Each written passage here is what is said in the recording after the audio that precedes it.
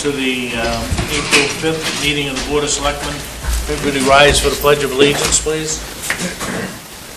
Pledge allegiance to the flag of the United States of America and to the republic for which it stands, one nation, under God, indivisible, with liberty and justice for all.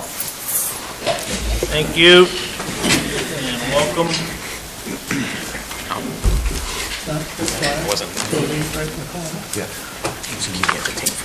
We have no public hearings scheduled for this evening. We do have an announcement that we will move, Spirit of America recognition will move to the next meeting, at least the next meeting. Okay. So we'll bypass that. Any other announcements from the board? Additions or deletions to the agenda? I think we're all set. Appointments. Michael Gilpatrick, the Code Enforcement Officer. Why does he keep coming back? There's all kinds of stuff. I've got all kinds of ways for you folks to see. Well, funny for me anyway.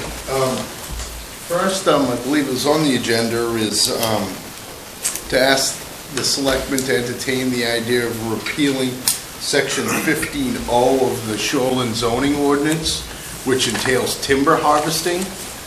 This will give the Forestry Service authority over harvesting in the shoreland zone. 80-85% of the communities in York County have relinquished this authority over timber harvesting in the shoreland zone in York County. So this was something that was done several years ago in 2013. This legislature passed this process. So I'd like to ask the selectmen if they would entertain the idea of repealing this entire section 15O of the Shoreland zoning ordinance. And this process also necessitates a public hearing if we decide that this is something that we're going to look into. And then it's as simple as, after we make a decision, we simply write a letter from the town of Waterboro to the Forestry Service, and they will take over the authority of harvesting within the shoreland zone. It takes a lot of headaches out of your pocket. It does. It does some stuff as far as factoring basal area and login percentage in the authority and wetlands near associated wetlands to great ponds, things of that nature. It's really not my wheelhouse to regulate foresting. And keeping in mind, this does not affect anything within the 100-foot buffer for the shoreland zone. It's obviously, you're not allowed to harvest within 40 feet of a great pond anyhow. So they have a section of rules that accompany this change. It's called statewide harvesting standards that the Forestry Service regulates, like I said, in the majority of towns in this area. I would make a motion that we hold a public hearing. Somebody want to second that? I'll second that. Okay. So we will, the public hearing would be scheduled, and I guess we will do some sort of a summation of what we're looking to change, right? Yep, absolutely. We have ordinance copies that are over here on the desk for the public, and anybody that would like to see the change. We're utilizing the same format where we highlight in red and strike the sections to be eliminated. Gotcha. I think I have it in my package here. Yep. And anybody that wishes to have one, if this is something we're going to move forward to, I'm sure Dave or Laura could put that on the website as well. Yeah, we will with the public hearing. Right. And anybody that would prefer a paper copy can certainly come into the code office and we'll provide one. So let's I guess, so the Bureau of Forestry will then administer the regulations of all forestry activities within the municipality. Shoreland zone. Shoreland zone. Timber harvesting. Within 250 feet associated with a great pond and associated wetlands. So there is actually a current harvesting that they would step in and take care of. It's down around Ford Pond. Okay. That's a great example of what we would be relinquishing to the forestry department. There's a forester associated with that, of course, anyway. So do they have to get a PBR, not the beverage, but a permit by rule to?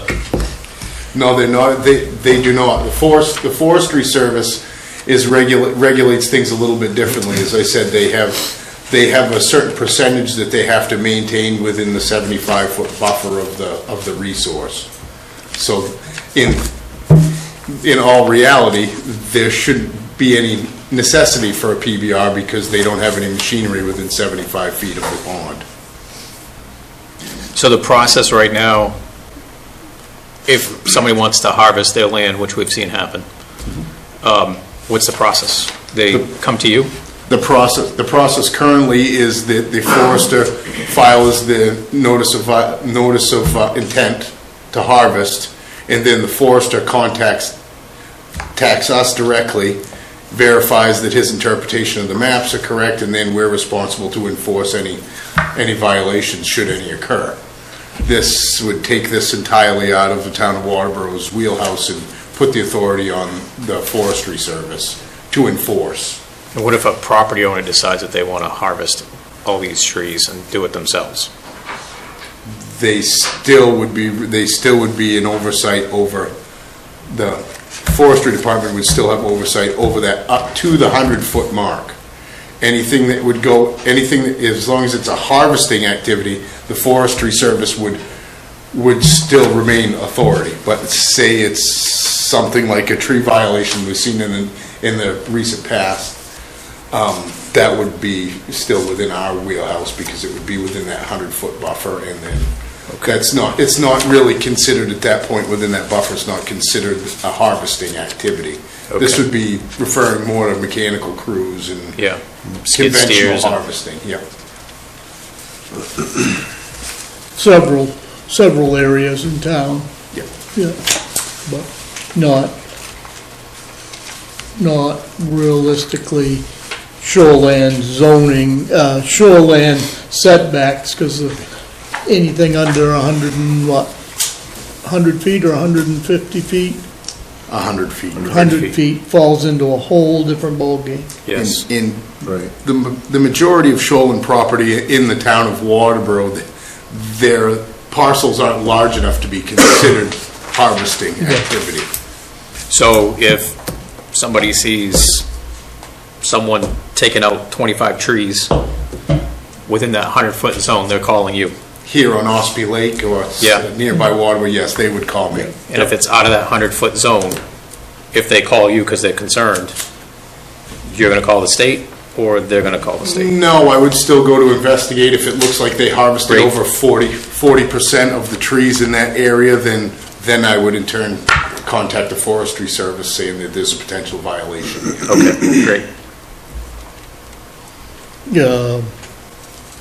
From Cunny's Brook all the way up Route 5 to the Limerick Bridge would fall within that forestry, correct, so to speak.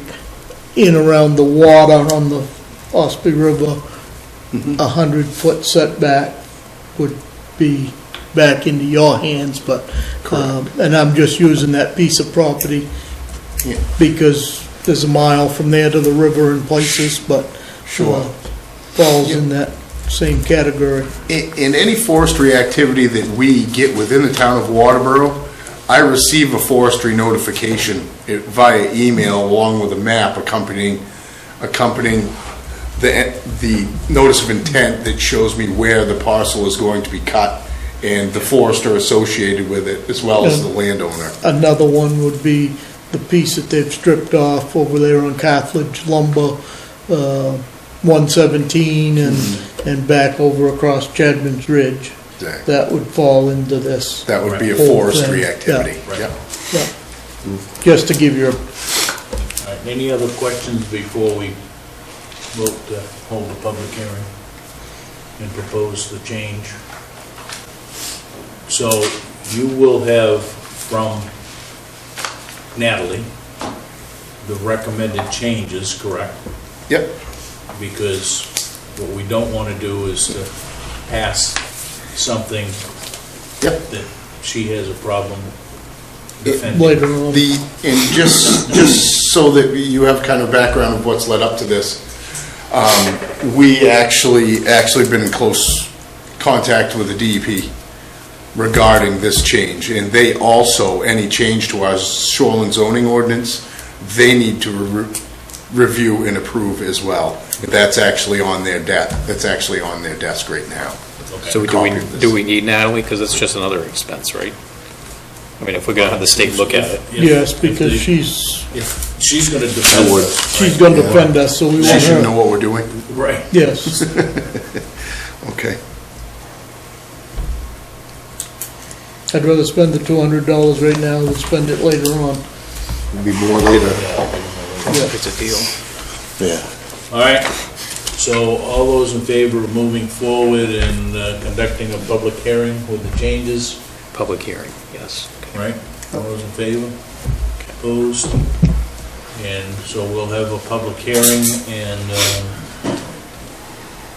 is there any reason that we couldn't do that at our next meeting, the 19th. 19th, or do we want to wait until the 3rd of May? Your choice, Mike. Let's do the 19th. So we'll schedule that for 6 on the 19th. Anything else, Michael? Yes, sir. But wait, there's more. Next,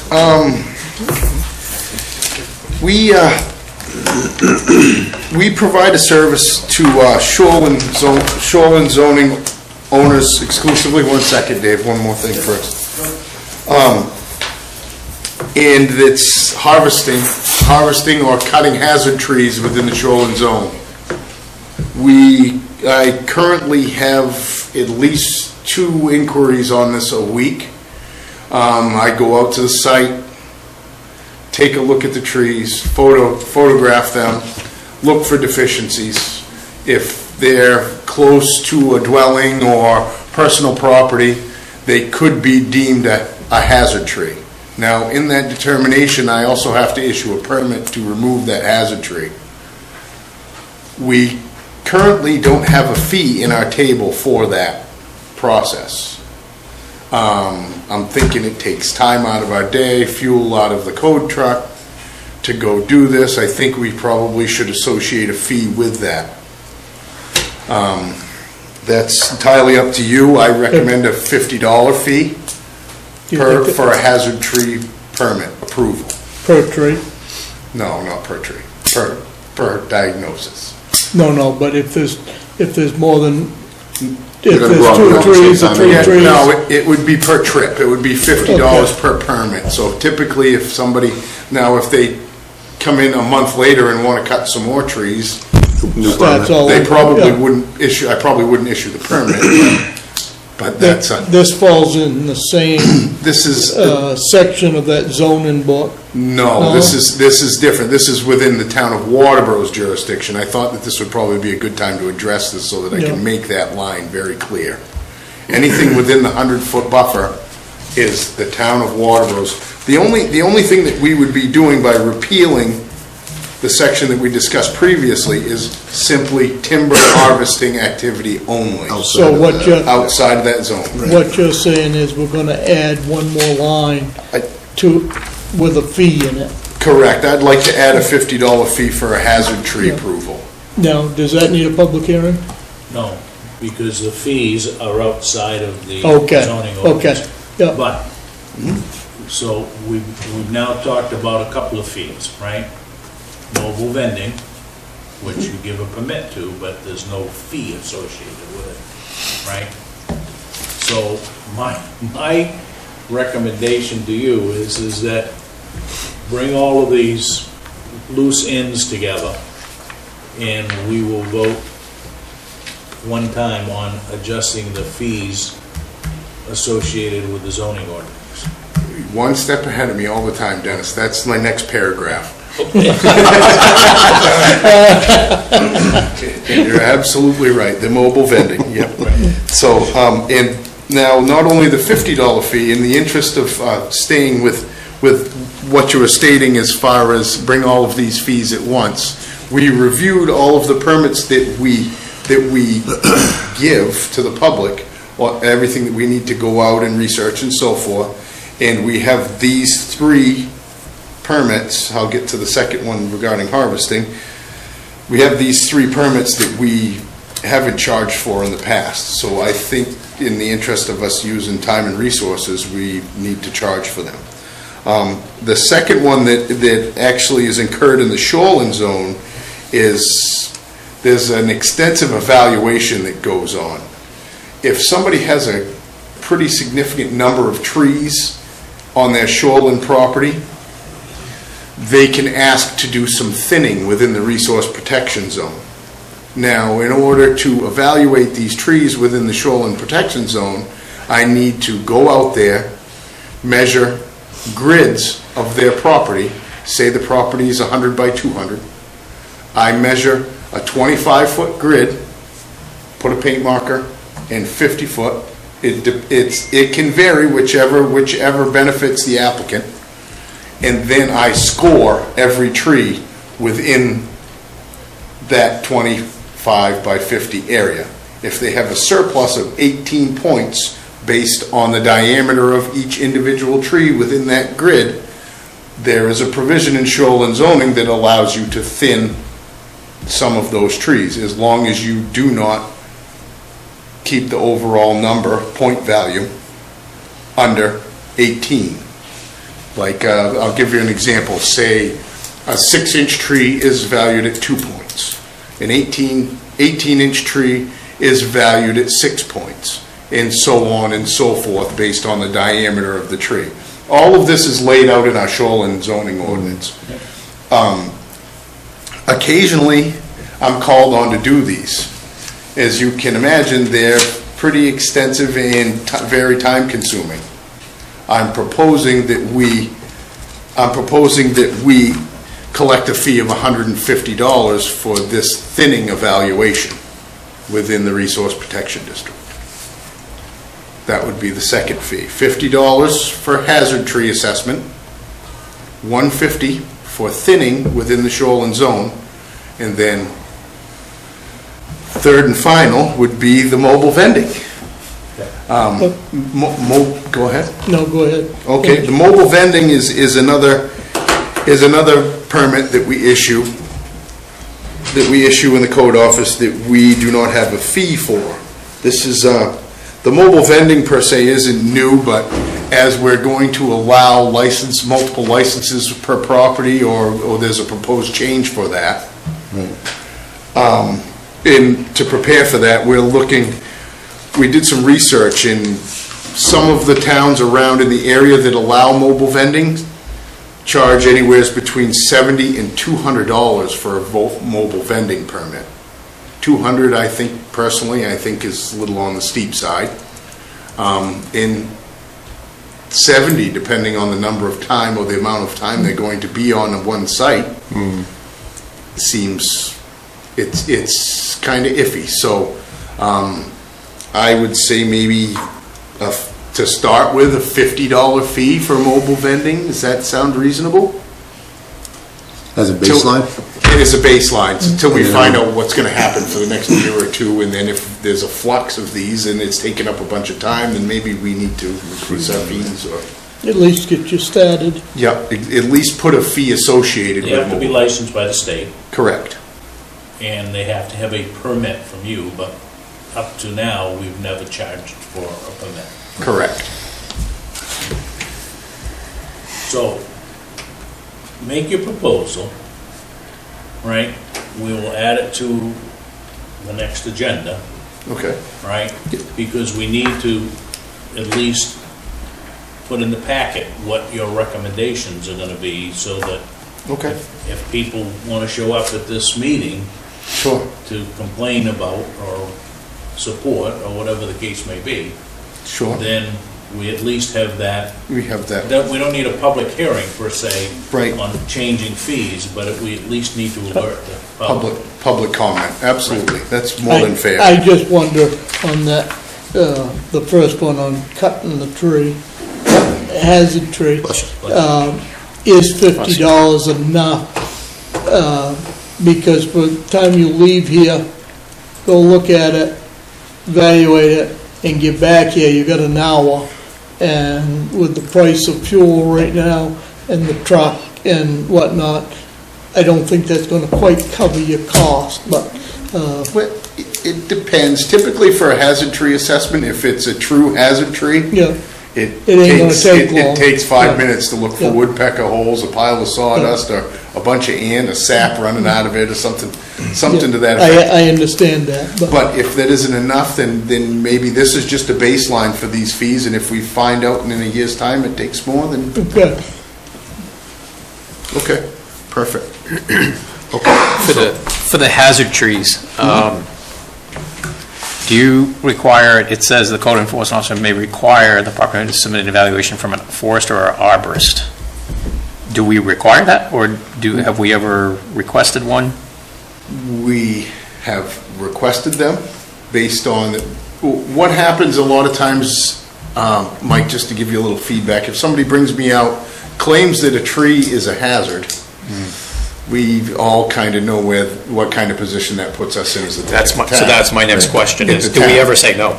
So, well, I don't like to say no, I'll be totally honest with you, but if I have questions, I ask for and even as a hazard tree assessment, I still have the authority to ask them to replant. So there's still some give and take there and discretion on my part, but if there's something that's not visible, and they're going to hire a licensed arborist, I have asked in the past, I have not since I've been here, I have a form that a licensed arborist is supposed to fill out, gives us our arborist number, and then lists a bunch of deficiencies with the tree. In all honesty, a lot of the arborists aren't really good at paperwork. So what happens a lot of times is you get a bunch of malarkey in their arborist number at the top of the page. It's not really effective. So what I've chosen, based on my experience, is if it's suspect, we increase the number of planting that they have to come up with. You know, trees are between $250 and $500 for an actual revegetation tree, we'll say. So it's not cheap. So people they're discouraged very quickly when they cut a bunch of trees, and then the biggest thing is follow up on replanting. That takes some time and energy as well. So in that vein, Dwayne may be absolutely right. If we have replanting, maybe we have a replanting fee for another trip. I think we should have replanting. Period. Yeah. Yeah. Well, in most cases, I do require planting unless the tree's visibly dead. I don't know that I'd require it, only because this tree could be growing right to the very edge of that building out there, right to that window, and you don't want a tree that close to your foundation or your picture window, or, when you're on, But like, it doesn't necessarily have to go where the tree was, though. It can go in the vicinity of the tree. 20-foot circumference is typically what we ask for. But do you want a tree that close to your building? I don't. No. That's why I ain't I've already got one. I don't need another one. Well, there you go. So, All right, so All right. every I know the risk it lot would puts be you at, different. because if you say, no, it's not a hazard tree, and we get a storm and it blows down and crushes the whole house, Yes, it's you got an issue. yeah. I know. But I'm just wondering, how do we say no? You can't drill a hole through the tree to look, because it killed the tree anyways, so. Right. Well, no, but and maybe that's something that we can talk about if you'd like for me to move forward with requiring an arborist evaluation. But as I said, a lot of times it's just Useless? smoke and mirrors. Well, an arborist valuation is only as good as the arborist. Exactly. And if I can climb a tree and carry a power saw up, I'm an arborist. you've In got, some cases, you've got a yes. license, yes, but It's- if you own a bucket truck and a power saw, you can be an arborist. It's- Not the right way, but I run into that situation an awful lot. It's the same thing with being a builder. yes. So you're gonna come back with a proposal to update the Waterboro fee table, Correct. right? Yep, And we have the authority to change that. But Yep. let's put it on Yep. a meeting so that people know that we're gonna talk about it. are we gonna do that the 19th as well? We can do that if you're ready. Are you ready for that? I'll be ready. Well, there. Every time you open your mouth, you got work to do. I got plenty anyways, it's all right. What else you got, Mike? Next, okay, it seems that the board has become, well, let's start with an update on our existing consent agreement that we had for 17 Restful Way. Yep. I just want to pass this around. Do you want to just take a quick look at that, pass it on? I didn't really want to make 5 copies of that. It's in the interest of saving trees, since we're talking about trees primarily tonight. April 1st was the deadline due for the revegetation plan.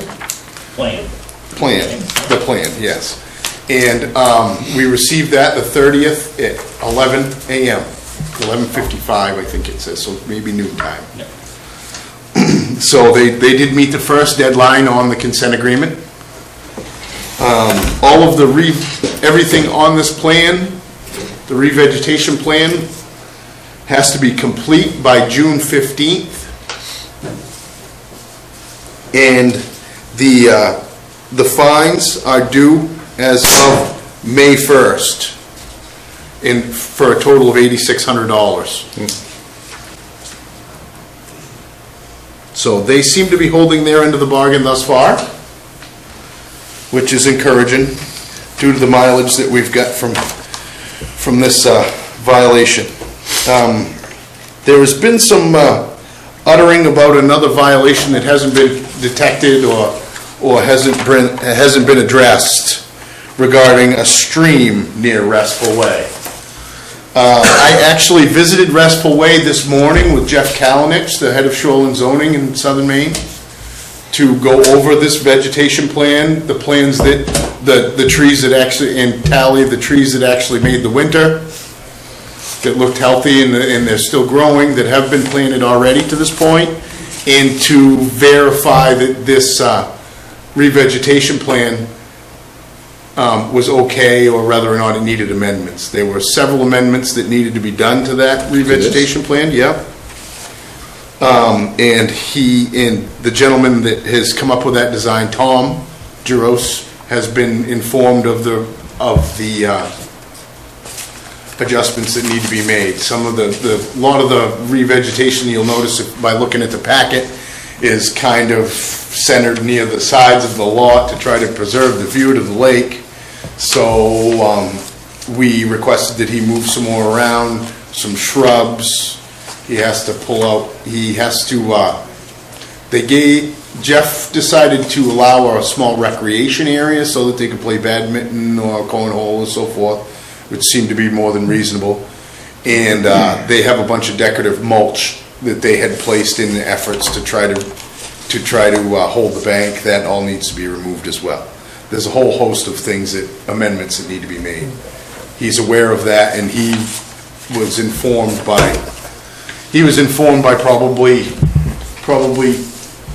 1 o'clock this afternoon of the amendments that needed to be done, and I anticipate having that plan back by the end of the week. Okay. There's another picture, Dave, that shows kind of a flood. Did you get that email? Also, there is another lot that in question here that these folks own, that there's been a pretty substantial amount of cutting done on. This was what really brought the need for timber harvesting to light in my eyes, because I'm not a licensed forester or professional and have difficulty measuring basal area. Bad pictures. With that being said, map 24, lot 7 is an adjacent lot that we hear a lot about because this also abuts Restful Way. This was during a significant rain event last year. I anticipated this rain event. And this is the existing road. This isn't necessarily what has been graded. This is in the middle of a rain event. So this shows the road surface itself, which this is the road in question the night that we had the hearing where everybody came in and stated how it had been narrowed, which it has been significantly narrowed up. However, the width of the right-of-way and so forth is nothing to do with the town. That's a civil issue. There's one more picture that shows a bend. Sorry, Dave. Dave's been running wires, so he's trying to run around here real quick. I tried to forward it. This here, right behind the rear tire of this pickup, there's a stream that flows directly into Middle Branch Pond. This was a claim that of an alleged violation here. To me, this was a significant rain event. This is a perfect example of what sediment erosion control does for you. There's a significant amount of water there. It's holding it back. Yeah, exactly. This is doing exactly what it's supposed to do. This sediment erosion control berm was created, and you can kind of see where the end of it's been knocked off, where it's kind of curled around so it puddles, so it won't go around the berm and get into the stream. We asked the applicant, or the violator, to do this in anticipation of this rain event. And much like the first pictures that were up there, Dave, if you could go back to them, there was, we went there today, and as you can imagine, through snow removal and all of that stuff, there wasn't much left of our sediment erosion control berm. At 10 o'clock this morning, I had brought this to the violator's attention. I received this email at 5:30 this evening. All the berms have been restored on both sides of the road. There's a couple more pictures too, Dave. You can see how big the berm is, where it's all cut into where the banking was. So he's doing his part at this point to try to mitigate any damage to any of the resources. So as far as the violation that was alleged for the stream, it's not accurate. That alleged violation is not accurate, and you are allowed, in our land use table, you are allowed to maintain a road. So if that's what he's claiming to do, then he's allowed to do that, as long as he follows the best management practice put forth with the Maine DEP. I don't have a photo. I probably should have taken some more photos today to show you this the area that I was concerned about on map 24, lot 7. This was 24, lot 7. There's been a significant amount of trees removed, stumps pulled, all of this stuff. However, it's outside of the 100-foot buffer. So some manner of harvesting and or clearing is allowed. And it's different standards. The paper that I passed out to you, because of the report, and I didn't believe that there was a violation there, but I'm not a licensed forester, and I don't think that I'm actually qualified to make that determination. So I then, in turn, because I have some funds left in contractual services left from this year, I decided to hire a foresting consultant, which was a forester, and he was actually very active in the timber harvest law that we discussed earlier. He stated that he states in his letter that you received, the memo, states in this memo that there didn't appear to be more than 40% volume or basal area, so that eliminates a need for a violation, other than simple sediment erosion control violations. So we addressed those violations with the landowner today and anticipate we'll give him some time to see if he makes good on straightening things up. Now, there is some loose soil on this property because of the pulling stumps and so forth and grading and all of that. We can't ask him to restore the duff layer at this point because he's still working the job. So what we can do is ask him to just put a row of sediment erosion control around the perimeter to keep any water and or erosion on his property. What's this property? The one that... This is the road that abuts map 24, lot 7. This This is a backland though. This is the back lot, the 24, lot 7. It's right beside right across the street from Restful Way. When you saw the picture of the flooded road, that was Restful Way. This is the end of Restful Way. But near the street. you're gonna get that, but when by the time the sun comes out, that water's gone. Yes, it Because it's is. very, very sandy, Yep. clayey type soil, but it disappears as quick as it comes. Very well draining soil in that area. As long as you don't have a significant slope Yeah.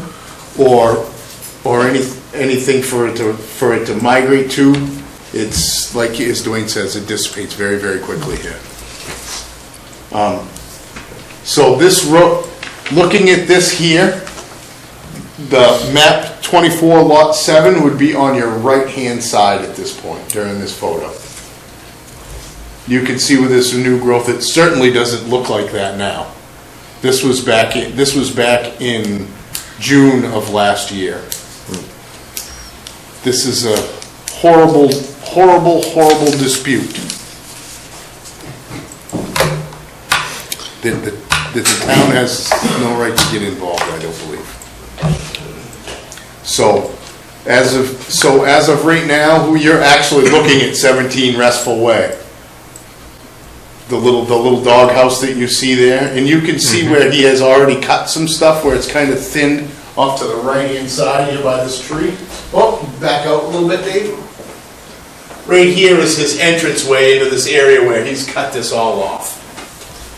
And it hasn't all been cut off. What's been taken is some of the smaller trees. That's why he wasn't in violation, because he left some of the larger trees with the larger canopy, so there was no actual opening per se. And the water is on the left-hand side of that picture. It is, Yeah. not the right. Not the Exactly. right, yeah. And the pond is over To there. the left. So if we ask people in the neighborhood if this ever happened prior to any of the work done, did this ever happen? Prior to him doing this, yes, absolutely. This always happened? This always happened? It's my belief, yes. I don't think that he graded, right there, what you see there is very, very early on in the stages of this violation. That was, as I said, that was back in June of last year.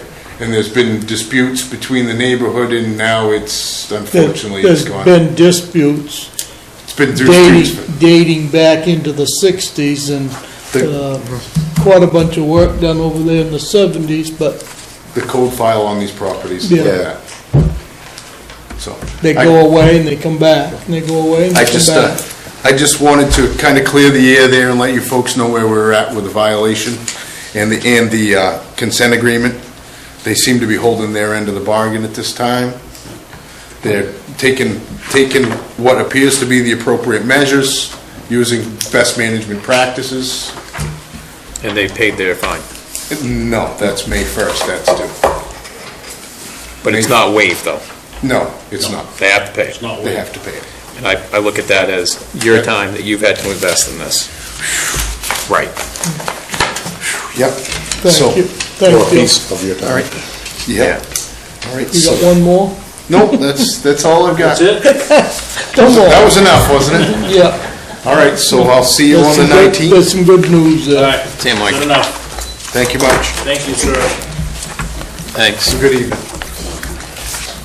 All right, let's, any public comment this evening? Correspondence, we get the treasurer's report. We do have the election timeline from the town clerk. And nomination papers are due on the 2nd of May.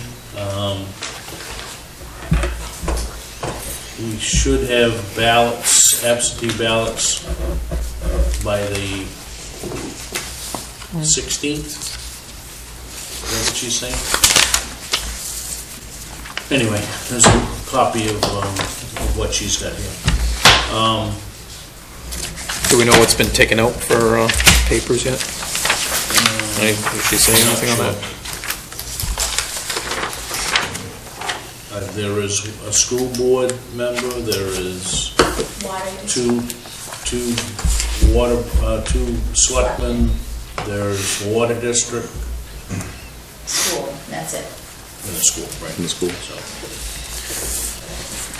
Okay, communications from Senator Woodsome, communications from Congresswoman Pingree, in the York County Budget Committee Caucus invitation, which I believe everybody has a It's in your packet. copy of, or the packet. This was, the caucus is Wednesday, April 13th at 6:30 p.m. at the York County Courthouse on Kennebunk Road. They have many openings that are looking for candidates to run for some offices over there. I don't know that it's gotta be a town official, it could be any resident in the town of Waterboro. Some have to be elected. Yeah, It has to be Elected, they have to be Right, elected but officials. it will be elected at the caucus, so if anybody out there is interested, yeah, I think our You have to be district, You have to be an elected official. Yeah. to Oh, be- you do to- have to Yeah, be? you have to be an elected Okay. official to actually represent. This must go by your commissioner then, right, the districts? Yeah. yeah, so it's, So this is here. it's our, And District 4, I think we have. Yeah, so Waterboro. we've got, well, there's quite a lot. There's two elected officials and a public official. Right. So there's 3 spots for our district if anybody's interested, so 2 of which have to be elected. So what does this role do? You act as the budget committee for the whole county, county budget process. Like sheriff's office, all that stuff? Yeah. Oh, the entire county government, Amy yes. Jo Gerard was our representative for a number of years on it. Yep. John Sylvester was chair Do for they- years and years on it, so. Do they meet pretty often, or? I think This time of year. only during the development of the budget, about 3 months, so it's, 4 months a year. yeah, if it's that. 'Cause- And obviously, they have a conflict, so I wouldn't Yeah, even be so they I think gotta it's do one- good for that myself. they gotta do Twice a the month. budget here Used to be. before June, right? Holy, Yeah, the fiscal year is the same. Right. That budget has to be approved by the budget committee by July 1st, because that's the new fiscal year. So if you're interested, jump on the wagon. All right? And you're gonna have to be there on the 13th. Right. Reports of staff initiatives, selectmen's report. Dwayne, anything? I got very little tonight. Okay. Yeah, I ain't got nothing. David? No, Matt and I have been working on 2 or 3 things, but there's nothing to report on. Same, I have nothing to report this evening. Mike? I just have a question. Did Old Homes Days Committee get approval for what they wanted to do, that scaled down activity? We're meeting on the 13th with Okay. Dave Lowe, Dwayne, myself, and what's it? Drawing a blank. April Tucker. What's that? Todd and Karen, right? Yes, Todd and not Karen. She can't make it. April Tucker. Okay. Next Wednesday. Wednesday at 9 o'clock. And there was some talk about moving the fireworks, I think, to the Blues Festival.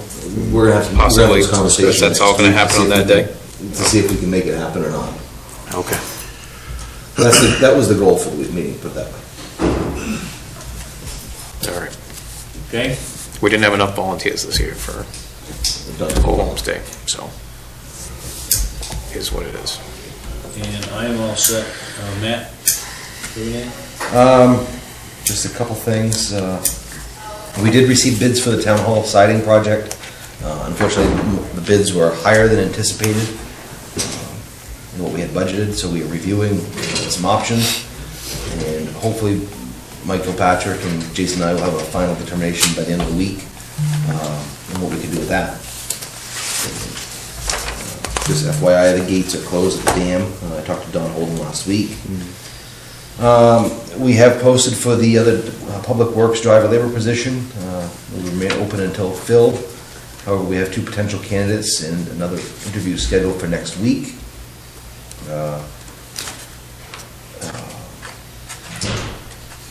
We have bids for Gobiel Park fencing project due this Friday. And hopefully we'll be able to make a determination to get that completed so we get the fencing done. That's probably something that we're gonna have to flip-flop some money to get it done, but, Because of the rising cost of everything, yes. yes, but he's got a third of the money or better in a Jeez. couple of accounts and can cover it within his budget, so that'll probably be on your agenda in 2 weeks. Are we able to do that before the meeting, or do we bring that to the meeting? Yeah, It'll be done at the meeting. Okay. yeah, we gotta flip-flop it at the meeting. Unless it's coming out of Jason's budget. Then- That's where it's coming out. Then It's we're gonna- not, involved. The only time that we're involved is moving it from one department to another. Your budget can cover that, We're pulling out of a couple different lines within his budget. within his Right. budget, so we don't even need to be involved. For now.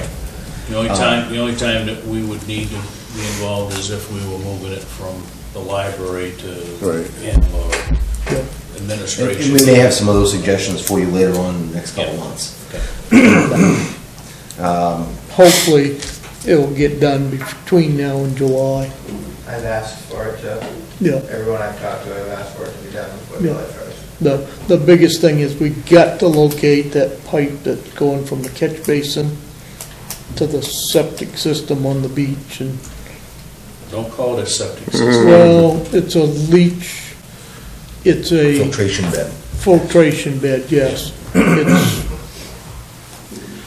It's to protect the lake.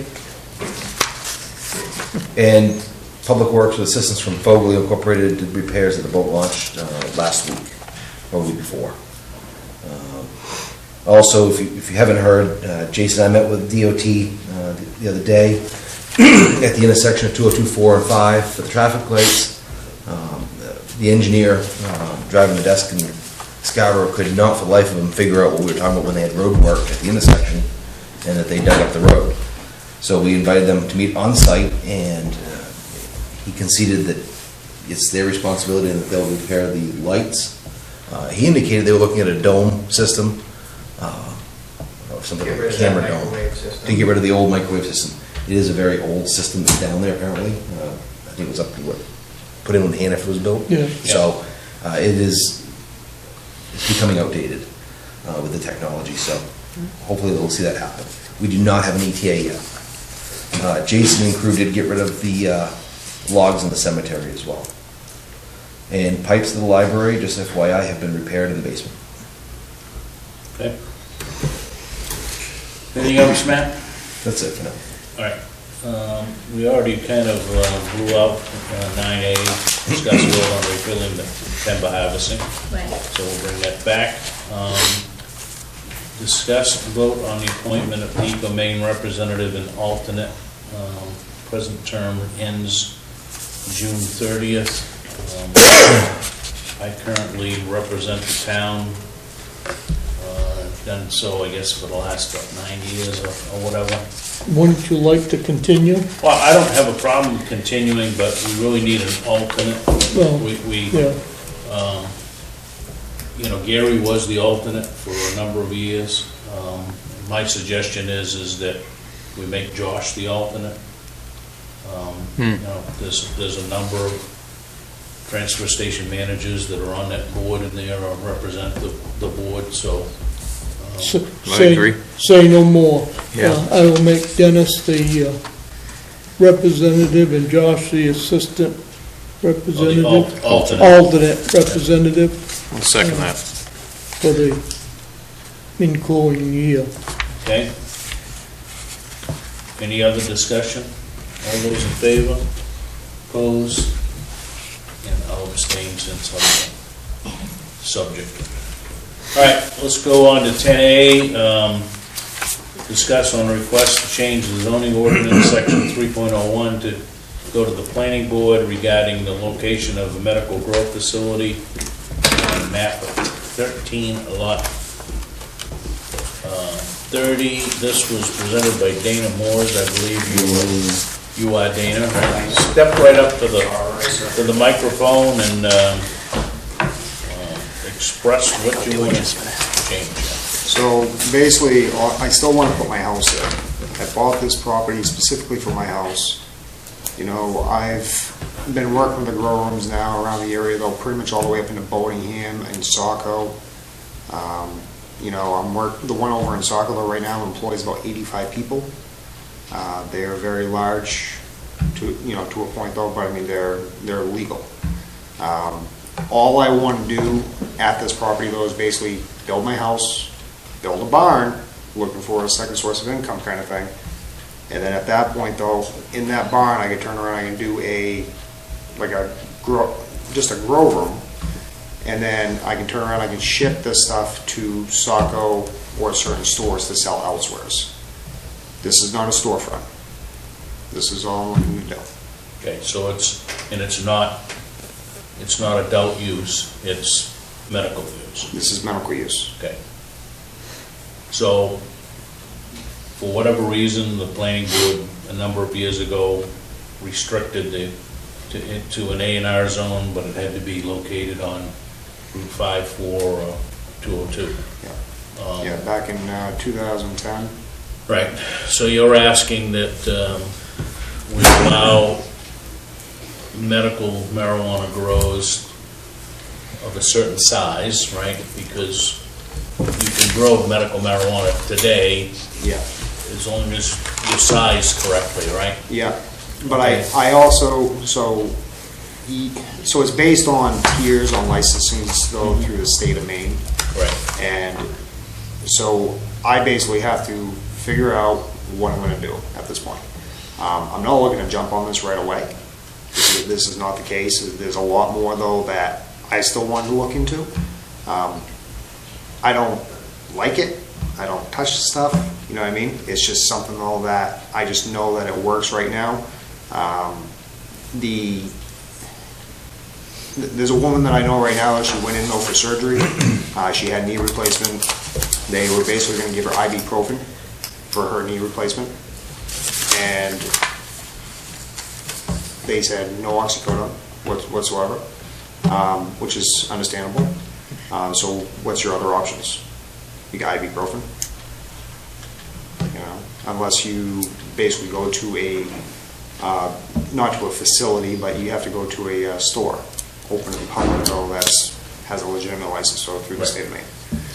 So all I'm looking to do, though, I'm not looking to sell the stuff. I just want to be able to grow it. I want to be able to turn around and still have the state come in, though, inspect what I'm doing.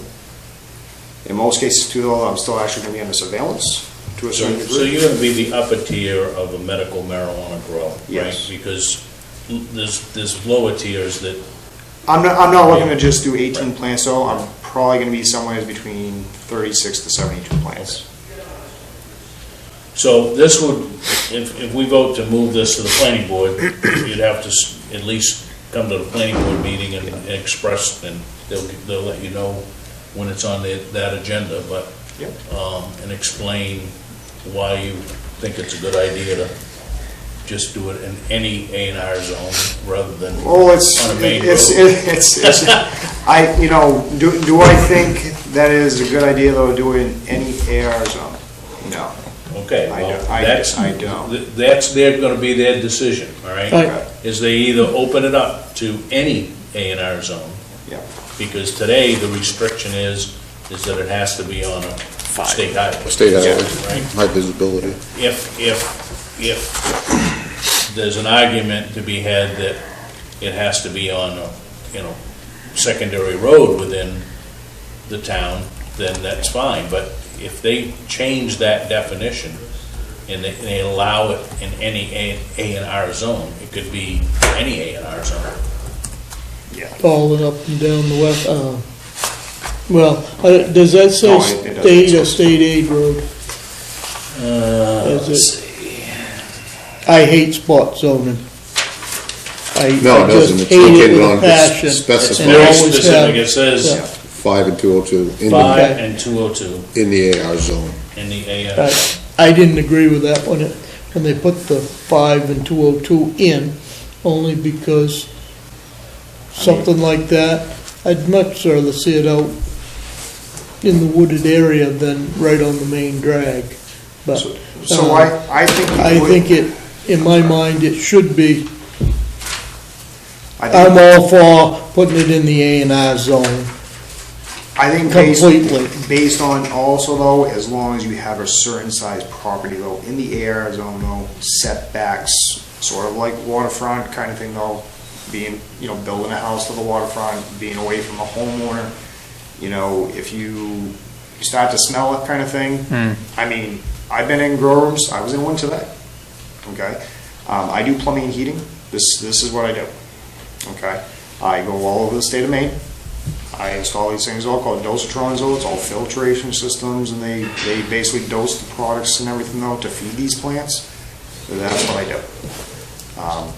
Been doing this now quite a while, and just really haven't heard any complaints, so if you can smell it though on the outside of a building, they're doing something wrong. That's because they don't want to run the scrubbers. There's certain things that you can keep that from hitting the public. If they're doing what they're supposed to be doing correctly, you won't smell that at all. But at the same point too, it still has to be regulated, and that's where the state of Maine comes in. But to set up something like this too though, just basically though generally around the area, I mean, there's actually a lot of people that are growers that still travel, and they're actually trying to do it illegally in certain parts of the town. I've been called into some of these. I said I don't want any part of it, but it's a lot bigger though than what the town actually thinks it is. The problem is when I get asked to,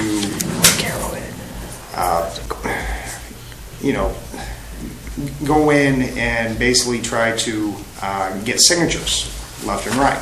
And we had to have a certain count though based on the amount of voters in the town of Waterboro.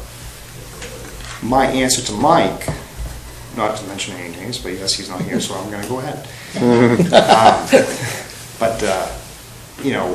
The answer to that though is basically, Mike, right now, it doesn't matter who it is, okay? Because the most respectable people though in this town though are the people though that have been here now for 60, 70 years, 50, 40. My generation though is coming around a little bit more, but it's still hard on my part though, because even me as a plumber, I can't just go down the street and just go hire somebody. So to have the respect though from the older generation to a certain point, it's sort of like granddaddy slapping me on the wrist and saying no more. So it's either we can try it or it's not going to happen. I asked Mike for just an answer. That's all I was looking for. Well, there's a couple of ways. You certainly, and you requested that we consider it and at least send it on to the planning board. Yeah. Right? There is a process that if you went and collected signatures, you could force our hand if we decide not to send it on to the planning board. So that's the two options that you have, basically. So, and we didn't act on it the first time. Unfortunately, you weren't here, so. I was watching it. I was watching my kids and I was watching my wife who was working. So anyway, so we'll take a vote here in a minute to send it on to the planning board, either yes or no, and then if it goes to the planning board, then you're you know, you'll have to state your case to them. That's all I wanted. I just Okay. wanted an answer. Mike could have just told me no or yes, but I did find some flaws in the paperwork though, you know, based on what it said though, what you could do for agricultural and residential. And you turn around, you look at it though, and it said, can have, and then he says, I went up and I went to go ask him, I said, so Mike, can I? And he goes, no. I said, okay. I said, reason being, he goes, it's stated that in the vocabulary why you can't. I'm like, well, I know what it is. I didn't have to go to the vocabulary though when I bought the property. Right. But that wasn't the primary reason though why I bought this property. Okay. What are your thoughts, folks? Any questions for me? Good. All right, thank you. Thank you, Dan. What's our requirement for, I'm not comparing this to this, okay? What's our requirement for breweries? Do we have a requirement as to where a brewery can be? I don't think we do. Other than, no. No. I would say that we probably do not have, and I'm not sure that they're. What was your question again? A brewery. My question was, what is our requirement for breweries? Okay. Because I'm looking at marijuana brewery. So They're both, breweries in the state of Maine, okay? So I've done 6 total, okay? Plumbed up the whole Bedford Mill, there's a few, Yep. there's 2 in there, did the distillery. Same thing too though with basically like, you have to stay so many feet though from a school, I know that. But as far as what you can, how to get rid of the products and stuff like that though, beer can actually be sold right at the premises. yeah, Alcohol, you can do the same thing though, but what you're doing though is you're basically selling that back to the state of Maine. correct. And then the yeah. state of Maine turns around and basically just gives you, And I- they basically pay you. I believe if you take the brewery that's on 202, Mhm. that other than the permitting of the building, all of the licensing comes from the state. From the state. So And the state would, the licensing would come from the state for this too? It is the same thing, but the problem is though right now that we're all having is that it's still not federally. Correct, yes. And that is an And issue. and we're just sort of getting towns on the same subject to try to So, get certain people in. so you deal in cash. I'm trying. Can't go to the bank and borrow it at this point. There's only one bank in the state of Maine that you can basically bring your money to, Yeah. and that is it. And I don't know who they are. Haven't dug deep enough into it. It's owned by Mary.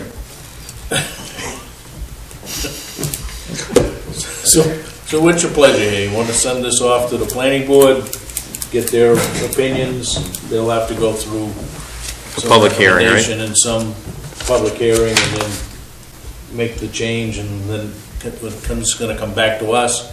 We're going to have to run a public hearing and vote yea or nay. What was the reasoning when this was enacted back in 2011 to keep it on 202 and 5? Just to cover us. So they can You know, watch the I mean, running, probably. The issue Just to back, say that we had zoning on it. right, the issue back then is that you could not deny a medical marijuana grow. Back then, right? Okay, back then. And it's in here as, it's a conditional use permit. So they still have to go to the planning board, right?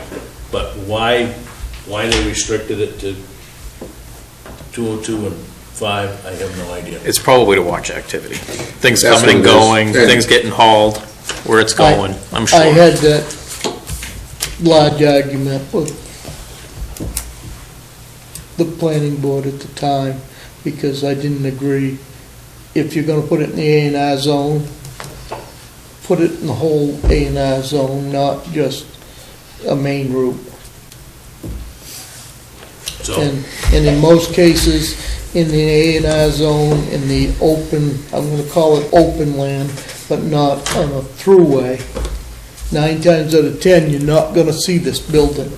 You're not gonna know that it's even there. So I mean, I can go down Route 5 and 202 right now, and I can pretty much name them all off where Yeah. they're at, and you can see them and what they're doing. Anybody that knows what they're looking at, exactly. But And nobody but knows. when you get to a certain time of year, they're gonna, man, there's a lot of skunks around here. But that's not what we're doing. The one that I've always noticed, because I traveled that route for a while, but the one in Alfred on 202 is probably the most smelliest building going.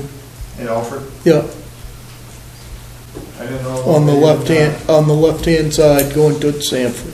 I didn't know if they even allowed them over there. All right, so what's your pleasure here? Want to send it off to the planning board?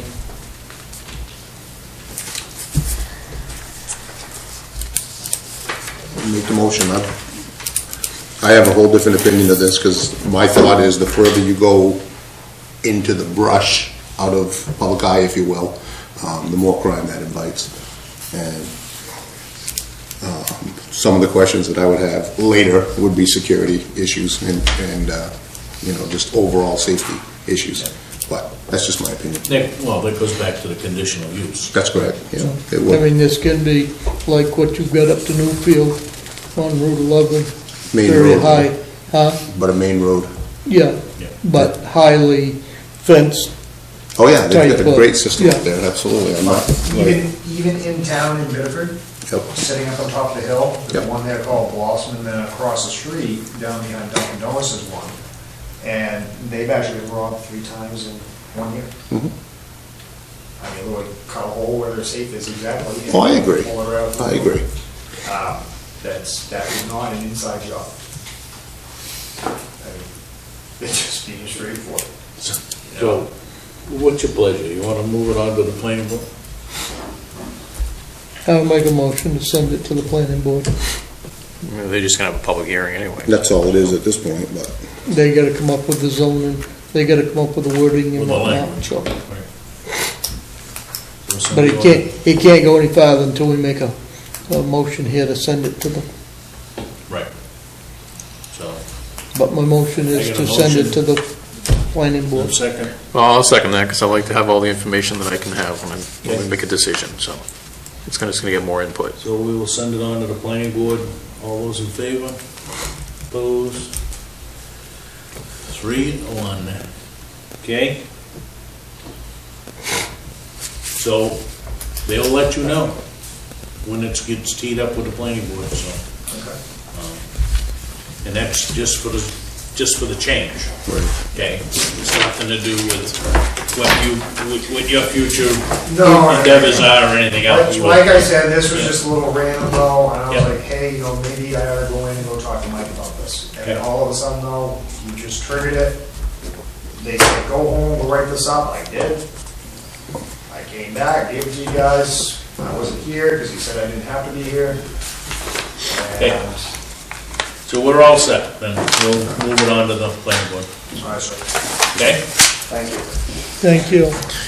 Take care, guys. I'll be there. Thank you. All right. Discuss vote on the FY 2023, or the FY 23 budget. Everybody who wants to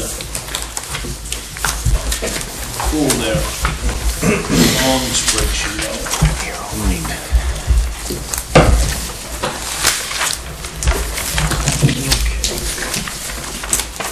So, as in the past, the intent would be to just go department by department.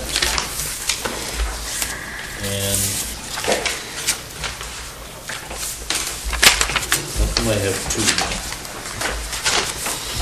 That is your, I grabbed one. Oh. I grabbed one. Oh. Sorry. he likes the color. All right, so, under general government, and if everybody works, we'll talk about the line item, right? So, under general government, which is covered under line 2, Dennis, if everybody agrees, I would go down from line item 1 through 104, which is just plain labor. Yep. And I would make a motion to approve down to 104. Down to what, Dwayne? 104, which is, all it is municipal Slade. slate as far as the town office and whatnot, just to move this along. And these increases are the raises that we all approved anyways, right? Yes. That's right. So, I'll second his motion So, to wait a approve. minute, wait a minute. Oh, I'm sorry. 104 takes in The IT the debt department. services and everything else. Okay, so it's the leases, the debt service. No, 104 is the IT department. No, but if you Yeah, go but up before- But to I'm saying, 46 is if you look at, Okay. at line 44, which is leases and debt service, and Yeah, insurance and benefits, Yeah, then you're right, everything else is labor, but but line 44 is leases, which we got to approve anyway, because we're already into the,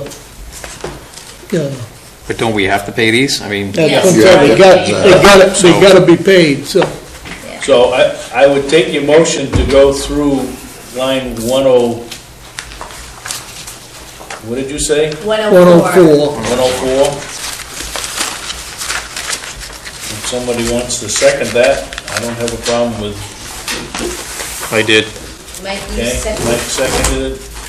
Can I speak just before you vote? You want to bring that all the way to 120, that's part of your IT budget. Right, Right, but the 104 Is the sums total. everything. is the Is the total, total, yeah. right? But just to cover all your lines. Which includes all the way through 120, Yes, sir. right? Yeah. So, all those in favor? Opposed? That motion carries. Okay. All right, so now we're gonna start at 121, which is municipal buildings. All right, so the significant increase here is we're going from, on supplies, we're going from 8 to 10.5, and utilities, we're going from 52 to 60, and repairs and maintenance, we're going from 13 to 21.5. And I guess that's, makes up the increase, so this would be $88,500 to 105,000. I'll make a motion to approve the municipal buildings down through to 141, For 105,000, yes. okay? Second?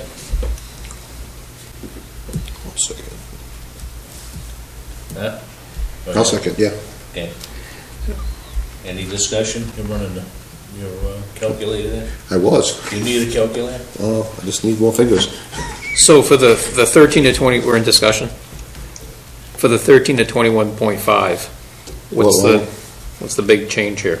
This Line 134. On the building repairs, so it's line 138 jumps from 5 to 10. 5 to 10, okay? The whole thing jumps up. So 13, that's 21.5. that's the wow.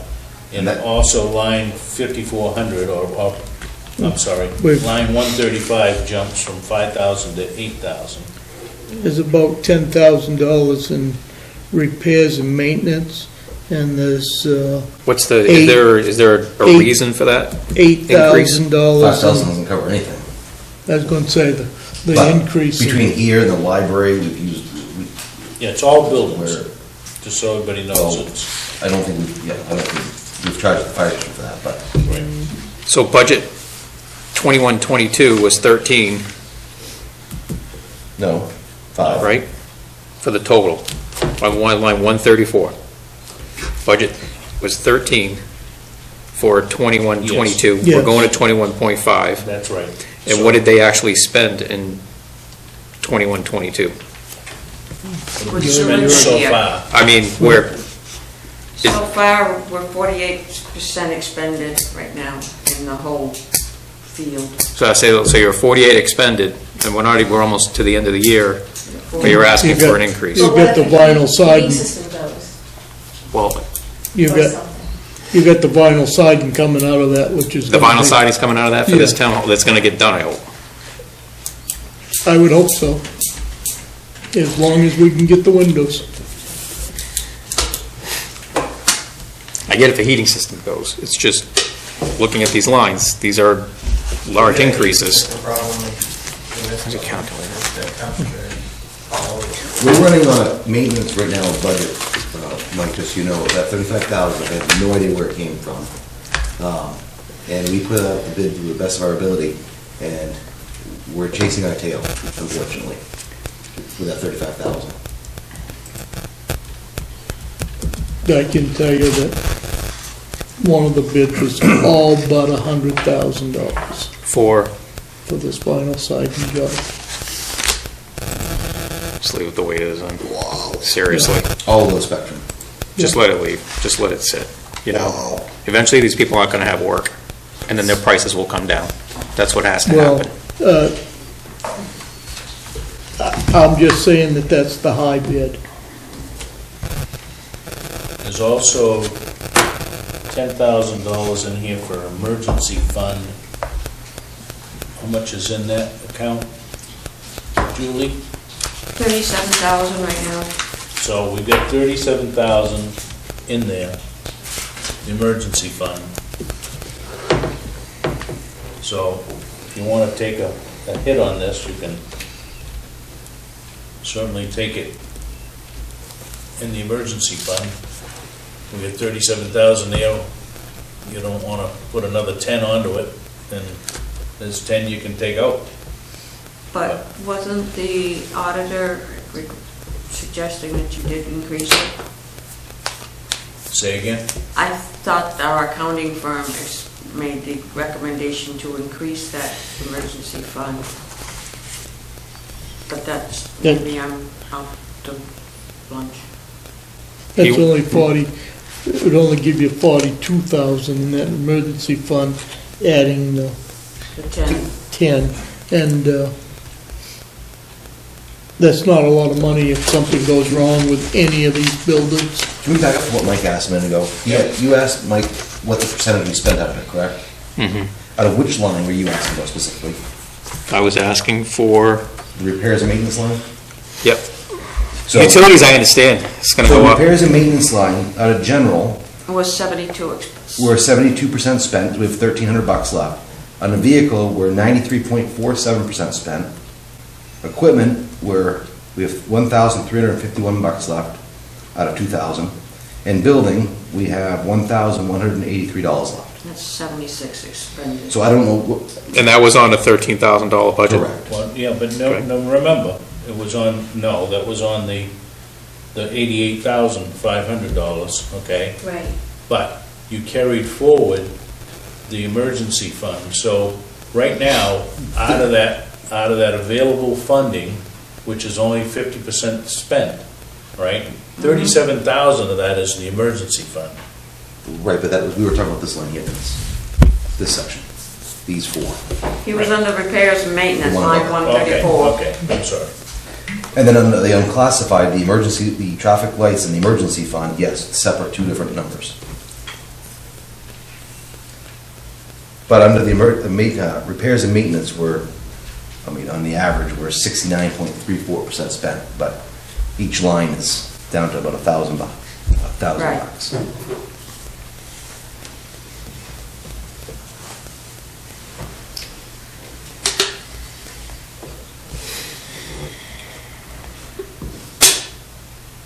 So, I have a motion for the 105 and a second.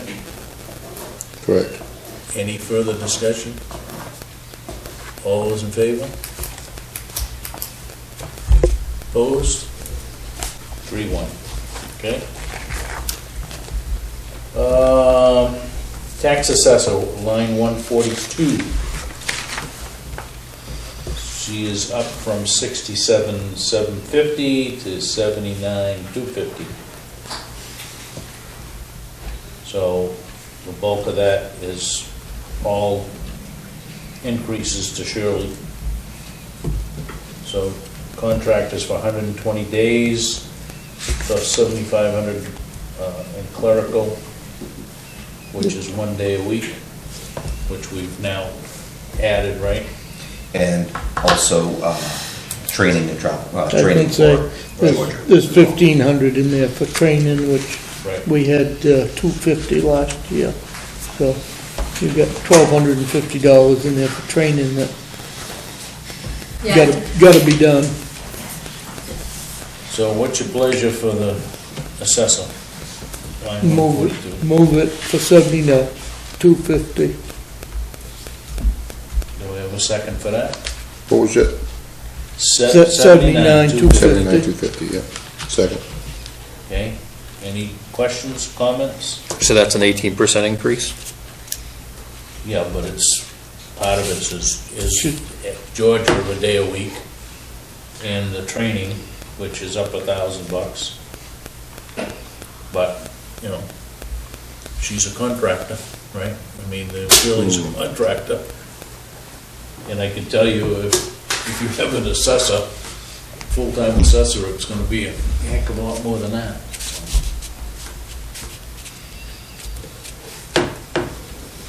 Any other questions? All those in favor? Opposed? Code enforcement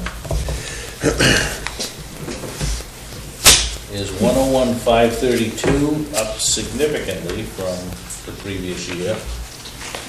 But the salaries are up about 11.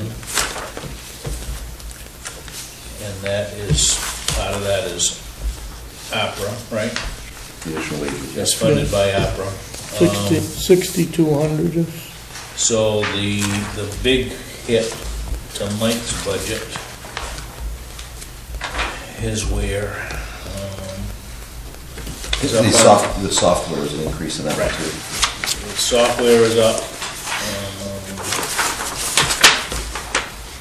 right, $3,800 for the software, which we didn't have last year, in this last year's budget, even though we funded it through other means.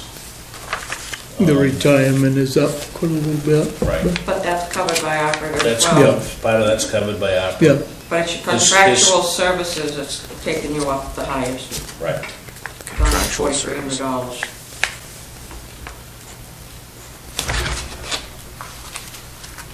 I'll move 101,274, code enforcement. Yeah, so his line 172 contractual service is up, but 3,800 of that Is that software? Is the is software. just the software. Software, Okay. And then 500 is consultants, which I think he should be Yeah. using more of. And he can pass some of that cost on. Yeah. So that's the difference in this budget. And I think he's got plans to increase his revenue a little bit too, so. So you're reducing 101,274. no, I'm going. So what's your pleasure here? I'll make a motion, we accept that Yeah, line. yeah, 101,274 is what I got here. Where you getting 532? it's 532, 101, 532. Line 151 Okay. is the total. Yeah, That's your. I'll make a Okay, motion, we accept okay. line 51 at 101,532. 101,532. I bet Dwayne you Been moved by, I Whichever. did, but it weren't those numbers. you seconding? You have 274, and that's what I'm looking at as well. What do you want? Well, I got 101,274 as far as the department recommendation. But if you go We're You're in looking at these workshop, here. Selectmen It workshop. should be here. Correct. 101,532 is the right, correct Right. figure Right. from the workshop that we had Right. the other night. Right, so then your motion will be 101,532. Yes, Perfect. That's Yeah. Mike's motion. Yeah, Second, Dwayne, yeah. there we go. all those in favor? Opposed? Done. All right, now we're gonna jump to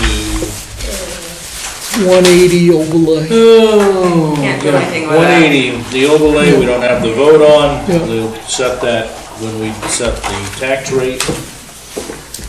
Library, 121,840. Part of that increase is up from in salaries, which is all just straight, right? Yes. So it's up 85.4 versus the 82.3, so it should be the 3% COLA. So your retirement is up a little bit. Other than that, she has pretty much the same thing, right? It's up $100 on books, up Night, Nancy. 360 on electricity. Yeah, so that is the increase. I think she's done a really good job keeping that in check. 121,840. I'll make that a motion. Second. Moved and seconded by David. Any further discussion? All those in favor? Motion carries. The library. Right. Recreation. He is up to 38,755 from 33,400. Part of that is there's an additional donation from the Ospey Lake Association, which runs into this. So they're gonna donate $45.25, right? 46. 46.25 to add to the hours. And we're trying to run it 47. Right. Ford back. So that covers that wage increase. It's not all more wages, it's additional hours. This program increase is up 10.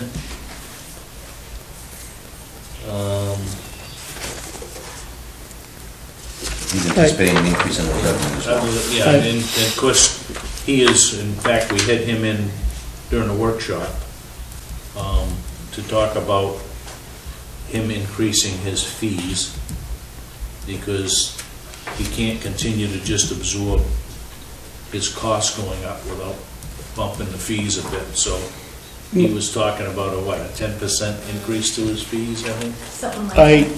I think I'll make a motion to approve it, but I think at this point, the taxpayers can't continue to fund a daycare. That this cost should be burdened on the people using this program, and it is too late at this point. This year. But this needs to be looked at, because you've got at least 2 full-time employees that the daycare should be paying. Because this is almost 365 days a year, not quite, but Saturdays and Sundays, but He this is is, increasing his fees, he said, for Right. furniture. he did say that, but it needs to include his wages. The taxpayers shouldn't have to cover this.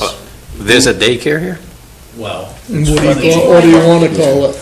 called Funergy. And that runs all year long, though? I was thinking, I thought Funergy was summer. No. No, It no, runs- no. When It runs all year long. the kids come in here at Preschool 6 o'clock in and the after morning, school. and some of them don't leave till 6:30 at night. Yeah, they go to Holy school. smokes. And the parents pay into that Yeah. every week? Yeah. $90 a week. He's going to, what do you say, 100? 110, was it? I thought he went a little higher than that. Yeah. So is he gonna cover the cost of that entire program with the $100 a week? No, there's no way. No, No, I thought it was 110. Maybe it was one. He's close to covering. our elderly When he's- shouldn't have to pay for daycare. Here's the issue, right?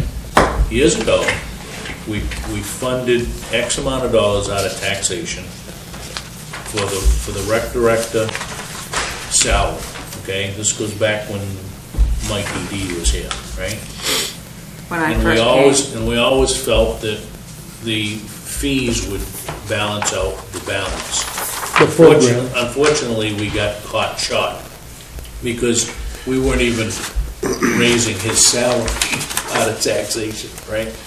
So, in order for him to run all the programs, there's a base commitment by the community to say, this is what we're gonna raise for recreation, right?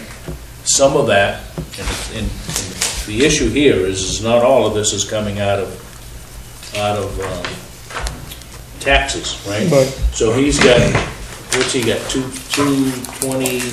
Yeah, he's got 2 part-time. Yeah, no, I'm talking about his revenue. Oh, His revenue he's raised for this year is 186. Right, and the And that's year's the not carry over. forwards, and he's 80, almost 87%. So he'll be well over 100% collected. So I guess if you look at it that way, he's gonna be 220 or something like that. I should Yeah, say- and next year he's projecting 235. Right. You had him increase that.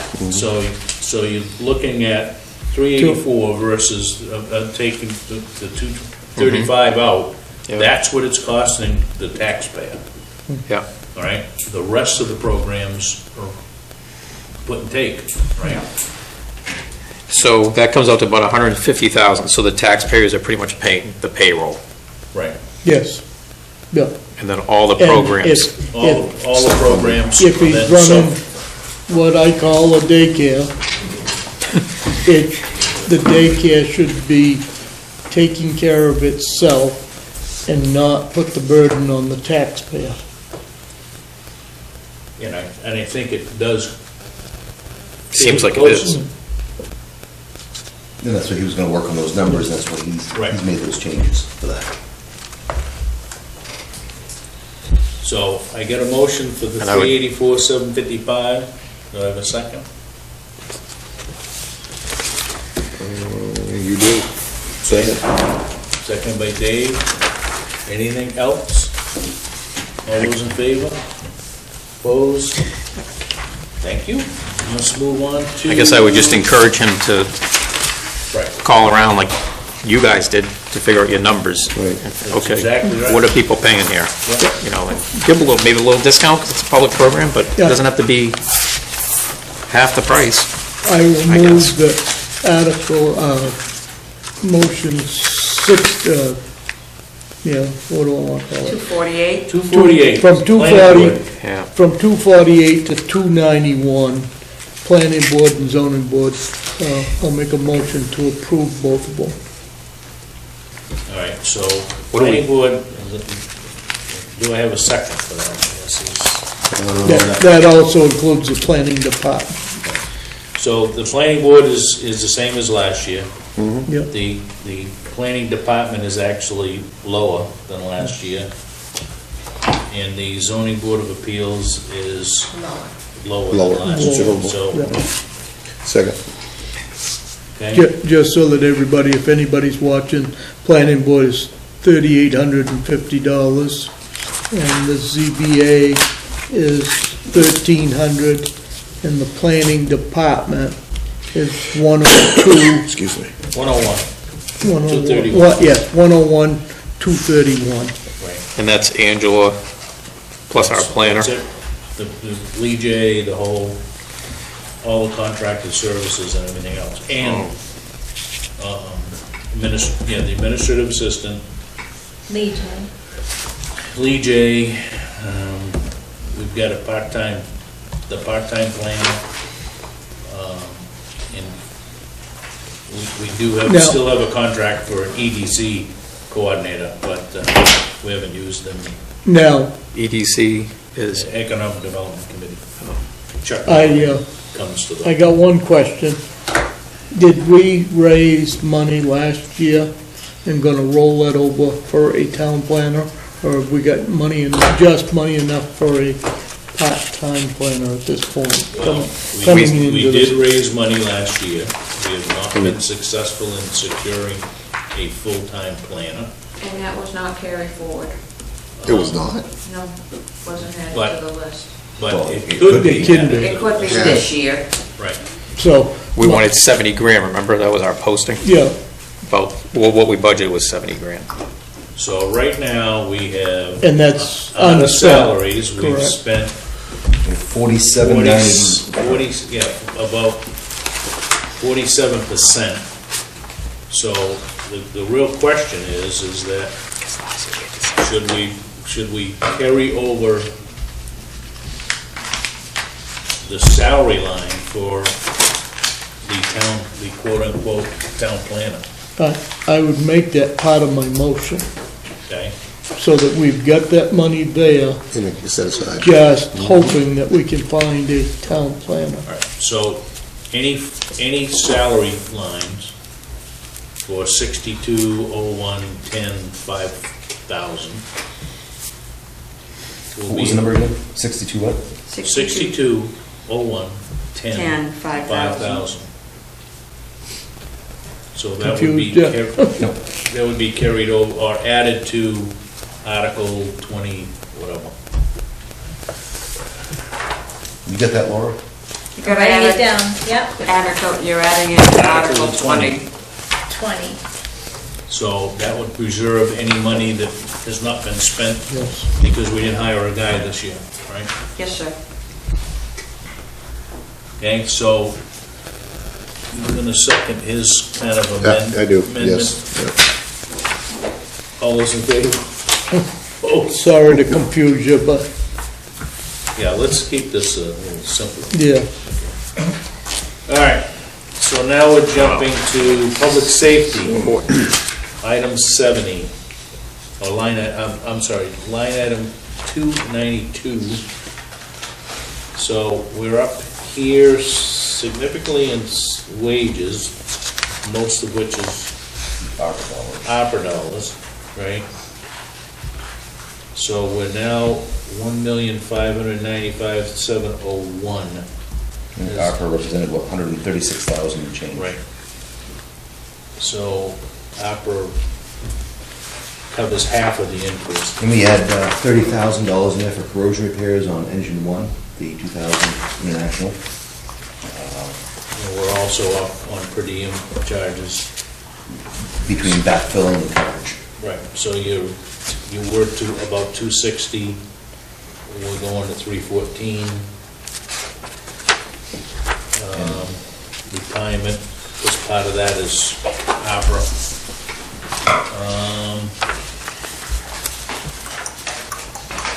You went up on your diesel. Yeah, diesel is up. Thank you, Joe. Not sure it's enough, but we'll do Well, it. we'll see what happens. Right? Repairs and maintenance, so we spiked for the engine one corrosion, right? Correct. From 64 to 94. We're actually down on equipment, turnout gear, we're down on radios. Now, what's your heat source over there? I'm sorry, say What's that. your heat source? Propane at Central. And you only went up $100. We're at propane at Central and, well, we have heat pumps too. We have both. So you went up on electricity, only $700 you went up on electricity. On heat, you only went up $100. Well, these numbers all went in back in what, October when we first started. Yeah, that needs to be fixed. We can't, there's no way that's gonna be what it is. And that includes heating the garage. I've always Every time the looked at door's it this open. way, if he needs more heat, then it's coming out of somewhere else in Someone's his in budget. his budget. Matt, what's the life expectancy know, on this? but- Go ahead. I know, but that's not how that should be On a done. $1.5 million budget, my guess is if propane goes up by $1,000, he can take that hit. Well, so, but another way to look at this is, if everything in here is important, and the number is right for everything else, then it needs to be right for the utilities. Well, I don't disagree. Because if he's, to me, that needs to be. Gas and diesel is already overexpended. Okay, so, there you go. Where is the budget completely? Right now, we have, we're 76.5% on the heating. Currently. No, but Total budget 71%, almost 72%. And we got people. Yeah, he's about right. It'd be It's very close. 75%, right? Yes. 3 more months. So you got, right. 3 months. Gas, diesel, we're over. Heat, we're under, 76% expended. right? Electricity, we're actually 92% expended. So, Mike, do you want to add to those two lines? Well, so we know what the real number's gonna be, right? It's probably 14,000 for electricity. And then for heat, propane, I mean, my God, my propane bill's through the roof right now. Can you It- get down? Oh, I did? Yeah, it's not helping. So No. you're I'm gonna being add wise, sorry. electricity, you're adding $1,300 to 14,000? Yeah. And then your heat's gotta be at least, this coming year, it has to, if it's 8,100, I think it's gonna be 10 grand. So that's gonna add To 1,900.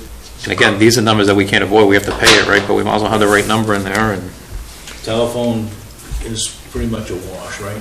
It's not a, yeah. fairly fixed. If telephone goes up, that's fake. Well, what did you take your electricity up to, please? Well, I didn't take it up, but, 14,000. electricity to 14,000, Thank you. the heat to 10,000. Yep. So it's gonna add $3,200 to the top line.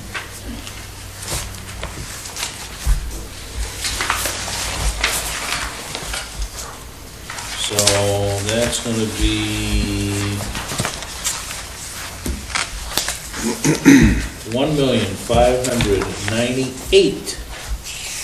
$1,598,901.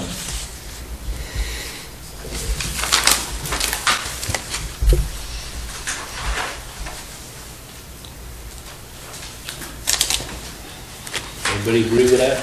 We're adding $3,200?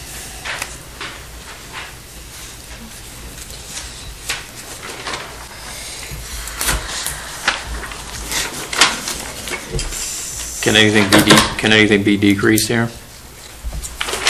I like what you're doing, Mike, as far as trying to get the numbers accurate, but I also feel with a budget of this size, it can be taken out, and I think that's where you're going right now. It can be absorbed in another line elsewhere instead of going for the increase. And Yeah, everything else is, I mean, other than... line 310, you've got that 30,000 for corrosion. What's the expectancy of that engine? How much longer? We're close now, Right. but if, I mean, are you like a year or two close? Or? well, where you're minimally 2 years before you'd see a replacement, even if Right. ordered today. So I would suspect we're gonna see 2 to 3 years out of this corrosion. Left. I would say that next year we're gonna need to have a conversation, to get at least ordered. Right. And it would be a similar type of fashion of the conversation of saying, hey, order it because you have a time delay. Yeah. I'd just like to see if there's somewhere else in here where we can make the changes that we just did for the utilities and just absorb the $3,200 somewhere Right. else. I agree with you, Dave. Just because- leave, then if that's what you wish, just leave Just the numbers as it was. Leave the number as it is. We'll manage it. $3,200 is a drop in the bucket when you're talking $1 million. It really is. Yeah, Yeah. yeah. It's like coming up with I mean, 30. we're watching the numbers every week, so. Yeah, so let's Okay, be just leave it realistic then. here. We're gonna go to the warrant. The warrant is gonna ask for a number, right? Doesn't go into all these line Yeah, the line items, items, right. So what we're saying is that we'll approve $1,595,701, right? Correct, that's the original, right. Everybody cool with that? Somebody wanna make a motion? And I do like what you're doing, Mike, and I do respect trying to get the numbers to match. But if you can pull it from one line to another to stay within the 1,595,701, that's my motion. Second it, Move. Dave. I'll second it, Second. Dennis. Any further discussion? All in favor? Opposed? Okay. Hydrant rental. So moved. Well, I guess we can't do anything with that.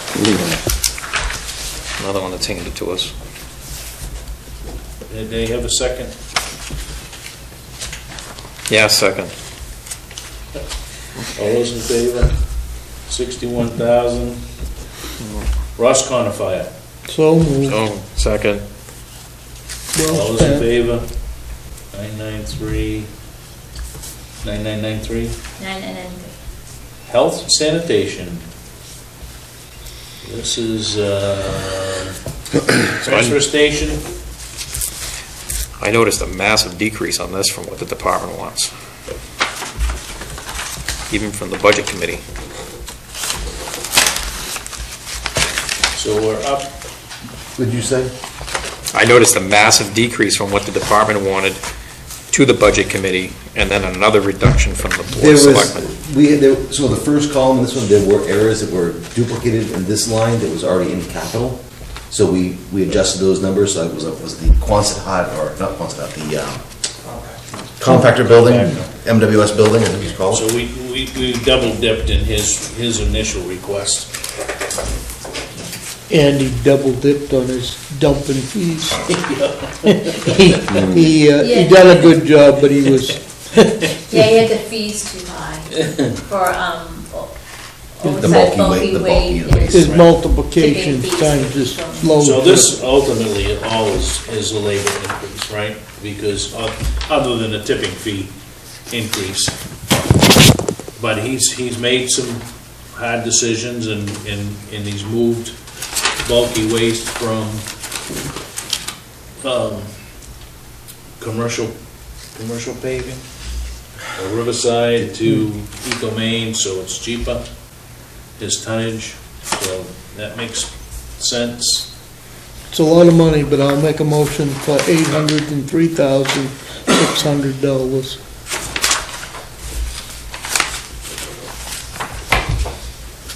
And just so everybody knows, he's what's he projecting for revenue?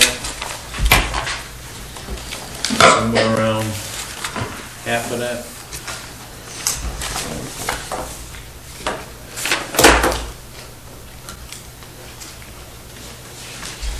Yeah, his revenue, 134,460 right, so for next year. 134 would offset the fees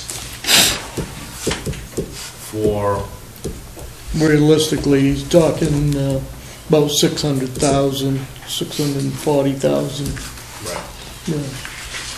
of actual taxpayers' And money. he's actually, he'll over-collect, because he's already collected 96% as of the end of March in fees. So- And he does well at trying to maximize those dollars. Yeah, he does do well with it. He holds the metal until, which makes sense. Yeah. Hold the metal till the price goes up, as opposed to somebody telling him to do otherwise. Correct.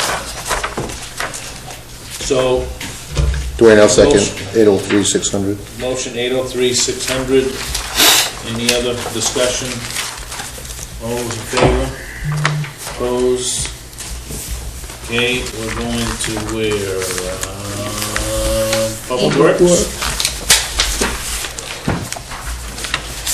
So, this, again, we're up from 1569 to 1611, which is what, 50,000 bucks?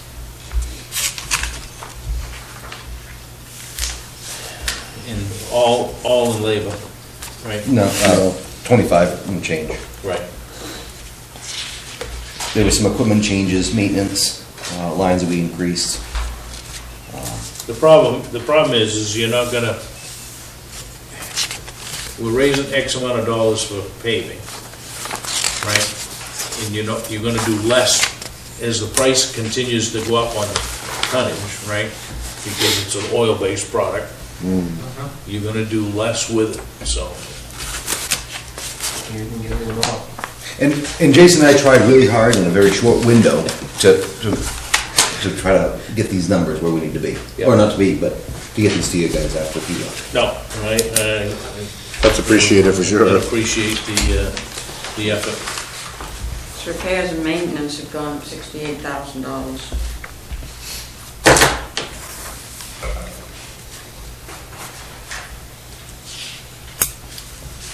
Now, URIP, or whatever we call it today, Urban Roads Improvement Plan, or whatever.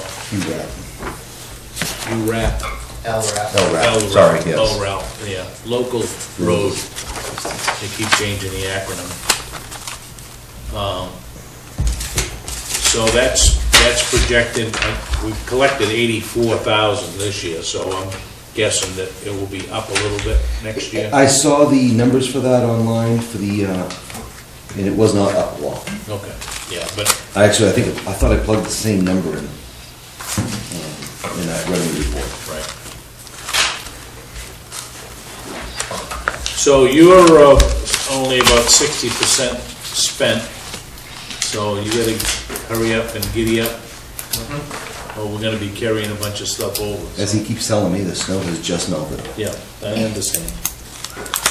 And if it carries over for him, it goes into the general fund? Goes into, it'll get carried over to these accounts next year, if it's we roll on them over. Article 20. Yeah. My signs are coming down Monday. And several of those, Mike, will be carrying forward. You posted? So like the paving and sand salt, that just carries forward to those accounts next year. So supplies, hot tops, sand and salt, repairs and maintenance, grounds maintenance, town roads, contractual services, crushing, engineering, plowing. all Yeah, of if you that. look at, in line 422, Mike, we did 190 last year, we knocked it down to 115. Yeah. Because we carried over some from last year. Yeah. And we'll carry over some from this year, I'm sure. If you look on the last page of your warrant articles, you'll see what I've recommended to carry forward. And then the equipment, there was nothing for 21-22, but we got $25,000 for 22-23. Is that a purchase? Is that maintenance? What is that? Maintenance. All maintenance. I believe that's in the maintenance, in the repair, maintenance section. Yeah. Matt, in regards to your ERPA line, you put 80,000 in the projected revenue. In the what? In the projected, in the LRAP or the ERPA line, you've got 80,000. And what was it last year? We've got It's 84,000 in so far. It was projected at 78, Gary put in at 78. So we bumped it a little bit from what he projected, but I was looking at the LRAP projection for next year. Go I based know, on what they because say. I helped Pete do the report for it, so. Yeah. Yeah, so it's listed here as MDOT block grant, Yeah, so we ought to change the, if it's LRAP now or whatever. That's what it says online. Yeah. Just so you know, that maintenance line for the 25,000, with the equipment they've got between the excavator, the loaders, the skid steers, some of them are getting older now, and we have a bill right now for $12,000 for the excavator, correct? $13,000 for the excavator. 13, which we didn't have lines for these pieces of equipment that we need to maintain. So we're gonna see some more of those bills coming in. And we try to identify the equipment that we have to be able to maintain it. I will move $1,611 and, yeah,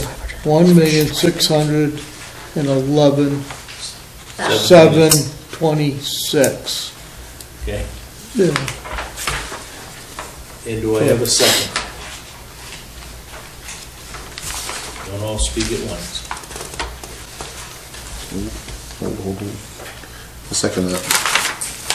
We beat this to death the other night, and We did chew it up a lot. that, what we come up with, so. Okay? Any questions, comments? If not, all those in favor? Opposed? Let's jump to general assistance, that'll be an easy one. So moved, $38,640, and all I got to do is say, she's doing a wonderful job, because this used to be up around 70,000. Yep, Was it? oh yeah. Yeah. Wow. In 2021 it was, we had that many people Oh, okay, yeah. that were using I it. don't know what's happened, but that They've left is, the town. they've either moved Oh, out or... something. We always text them. Not funny, but I had. So I have a to- motion, I have a motion for 38,640. All right, we'll go with that. You do. You got it from Second. Dwayne. We get it from him. And second, all those in favor? Opposed? And,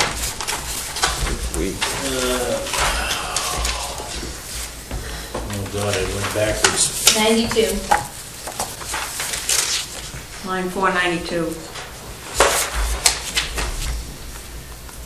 Chris, no. You don't do anything at all, no. Go to 92, 492. Capital improvement, so what's the, oh, wait a minute. We missed something here. No, you didn't. Oh, no. You're good. No. Good So, donations. so general assistance goes through 479. 479. 470. 470, okay. So education, we could take a vote, but, Ain't gonna do any good. so this number is gonna, just so everybody knows, is gonna be 1,125,000 or something change. Ouch. 10, I'm sorry, 10 10 million. 10 million. 10 million, Right. 125, or something of that nature. How do you even write that number? 10,125,000. Yeah. I think that's, and. No, it's right, it's in that it's in packet that you packet. have. All right, so capital improvements, we're talking, we're actually down from 495 last year to 306. So we're looking at equipment. 44 grand is the contract deputy cruiser, How many miles are on that, Dave, Joe? V His plow. cruiser, it's like a 13, it needs to be replaced. Yeah, and they already did like the transaxle and everything else. We right? just put big money into that. Yeah. Oh, great. But we own it, so whatever use we're gonna get out of it is we're gonna take it, Yeah. right? We can beat this thing up for another 100,000 miles. We also got trackless sidewalk tractor lease or purchase. That's in here. Is that the plow sidewalks? Or what is, Yeah. Below sidewalks. we don't have one right now. We have one that goes on a skid steer, but we don't have the proper way to sand our sidewalks. I would think. And this is gonna take, Jason, what was the total on that sidewalk machine? 50. No, yeah, that's no, what the that's first a payment. lease. What was the total? 186? Was 186? To buy it? No, It's 212. 212 We got altogether? $12,000 to buy a sidewalk machine. Well, it doesn't No, matter. it's gonna It's a mower too. This is- This is- Mower, too. this is gonna take, your 40,000 out for, Road. rental of that big tractor that you see in the summertime. Okay. This is gonna take the replacement of that tractor So you're adding like for 10 a. grand. it's So you're gonna- adding 10 grand to Per get the year. machine, essentially. So So, this 50,000 is just a payment for 1 year? yes, Correct. it'll be a And it 5-year comes, it payment. has the ability so they can sand the sidewalks, because the machine they have now does not work, because it clogs up. They have a Tailgate. It's a- tailgater. It's an industrial model of what you got, yeah. But the, Snow blower, and then it's got a flare mower. But we take out 40 grand to rent the machine Each year, each year. is that correct? Because we're renting a machine right now That's to what- do some For mowing. mowing. This will do the mowing. yes, This was the mowing too. Yeah. And the, if I say it right, Gale, Geel. is that the skid steer, right? Yeah. Skid steer will be able to be used by transfer station. Transfer station to get rid of that, that little Thomas, the 1970 I was gonna say, the Thomas skid steer. skid steer that's down to the dump will be Okay. probably liquidated. Sold, yeah. So we'll be able to transfer the Gale over to the transfer. All right, that's good. All right, so That's a good thinking. you got the scuba, which is an annual purchase, right? We do 5 to 10 years. This is the, so we've been doing the bottles, this is Right. this is the actual hardware. All right, so we've replaced the 2007 packs, right? No, we've replaced bottles that we purchased from Oh, okay, 07. This These is are to the- This is the replace. hardware All frame. right, okay, I'm sorry. Yeah. So And- do we know which it's gonna be, is a 5 or 7 year lease? Because it says 5 or 5-7 year lease purchase. That we had different proposals from the manufacturer from Economic Savings, not Economic Okay. Savings. Androscoggin. Yeah, Gorham Leasing Group, not Proctor, but the other guy. Rick? Rick. Yeah. Well, so you wouldn't go back, I'm just asking, on to Androscoggin where you got the good money before? We used Gorham Leasing Group last time. You used Androscoggin when we was paying $10,000 for every year for 5 years. I don't remember Androscoggin. Okay. We used tax exempt leasing before too, but Yeah. Okay. We're not gonna solve that tonight. no. No, Okay. just was asking, sorry. All right. And then 124 for the buildings, right? So we got the floor over next door, the countertops and a refresh of this lobby, and the lighting for the transfer station. And the new transfer station, MSW overflow building, the town hall parking lot, coat and restripe on this side, and the other side is the town hall lot paving, correct? Correct. So we're paving that side, and we're seal coating this one, okay? So the grand total is 306, right? 306.5. 182.5 for equipment and 124 for buildings. So the V-plow, that's the plow the fire department? Dry hydrants, cisterns, and for medical calls. Well, we're renting these hydrants, how come they don't? Dry hydrants and cisterns. Dry Oh, sorry. hydrants, Right. Right. Right. They are contracted to keep the hydrants open. All right, so do I have a motion for 306.5? Yes. Okay, I'll second that. any further questions? All those in favor? Opposed? Thank you. Unclassified. That sounds dangerous. Contractual services, we've got it's a grand total of 731,827, and that's a guess on what your county tax is gonna be? We've heard nothing, so we've asked them and asked them and asked them, and we have nothing, correct? Nothing's on the website now. And nothing from them, and we've talked to them, and they don't have information. So we've plugged in, we could be low on this, because we plugged in the same number. All right, so we've got the sheriff patrol, the 2 contract deputies. They projected 250, but we're not paying them, I mean, Yeah, when pretty we close. get the I mean, actual you- accounting, it's much Yeah, lower than that, $3,000. because we're not paying for retirement and all that good stuff, right? I don't know what it is. We're not but- paying sick leave, we're not paying, I mean, that's built into the system. It should be. Oh, right. And then 460 for York County tax. 460, yeah. Road Review Committee is Yeah. 1286. Lake Arrowhead Milfoil is 3,000. Take care of that Board number. Committee stipends is 650. What have we spent this year? Just out of curiosity on stipends? I just paid some this week and I got another one for next week. Which one? Stipends, just committee stipends. I just checked York County and still nothing on their website, right, for taxes. You can bet it's gonna be more than, Just, yeah, there's no way it's gonna stay, it can't stay the same. Nothing as of till this week's payroll. okay. I would leave that though, because like your road review is starting to meet again, Yeah. and your public safety, and that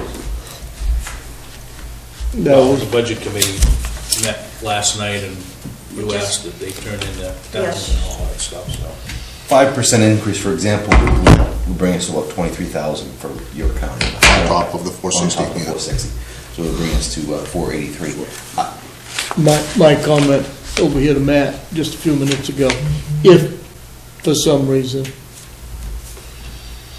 it goes up ungodly, and we can't cover it, we can put it on an article in November.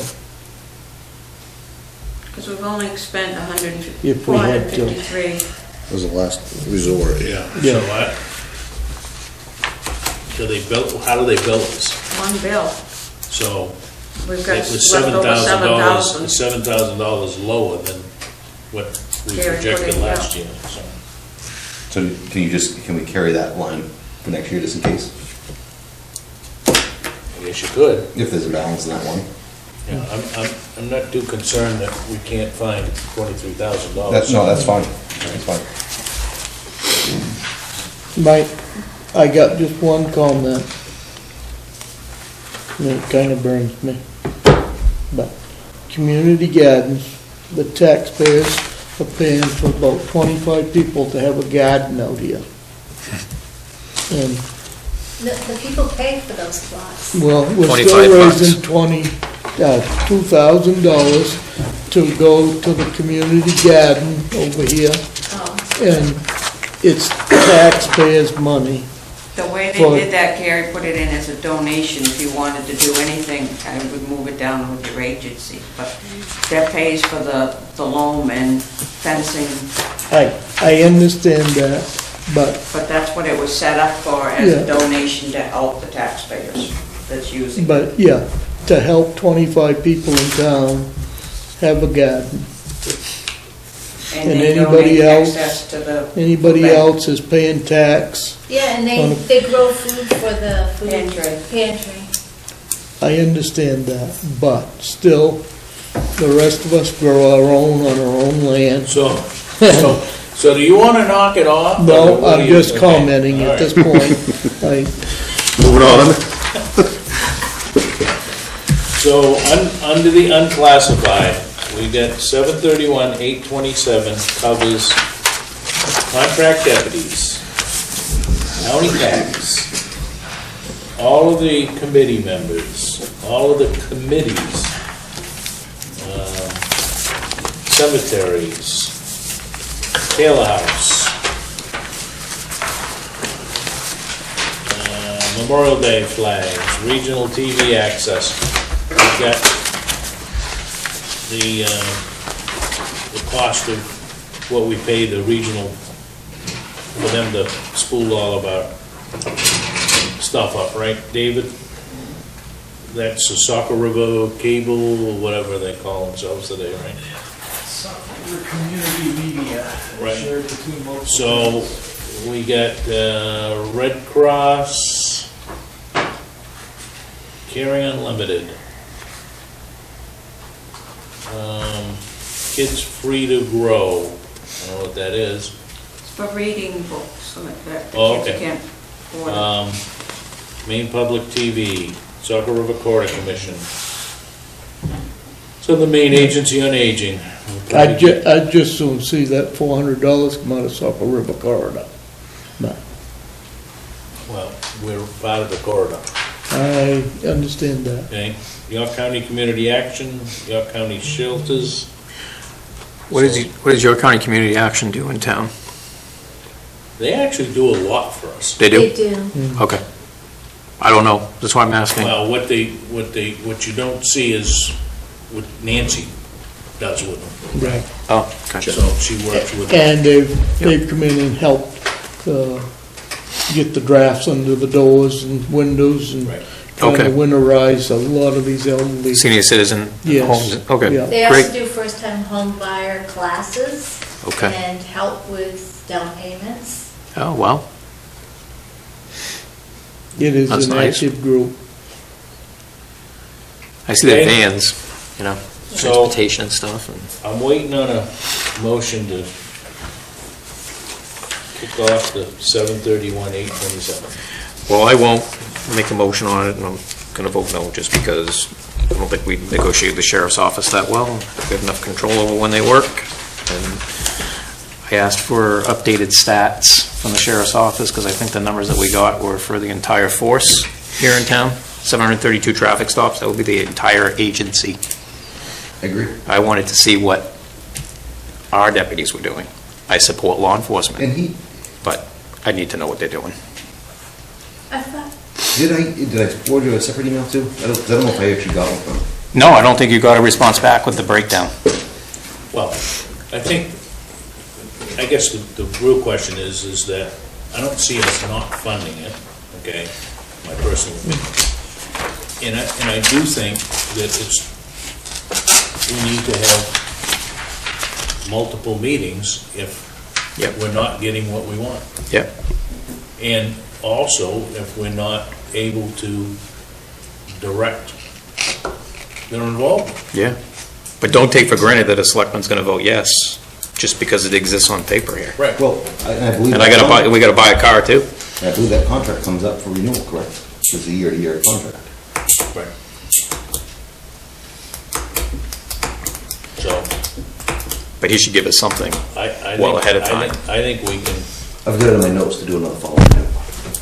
Oh, no, it's not your fault. No, to It's be honest just- with you, I forgot about following up with them too. You know, when we ask for something and we're looking for due diligence, I mean, I'm looking for what people are actually doing.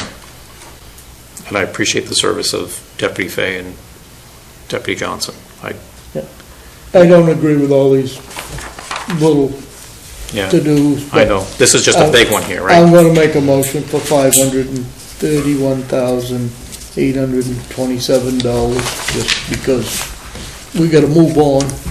it's What- what- 7:30. 7:31. Line It 524. includes It's 7:30. Yeah. 731, 827. Oh, I'm on the wrong line. Yeah. Excuse me.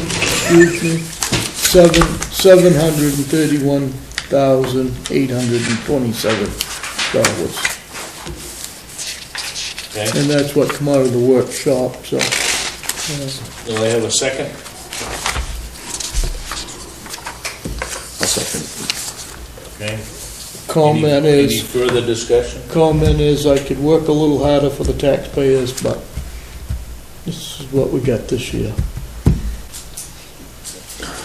All those in favor? Opposed? Okay. All right.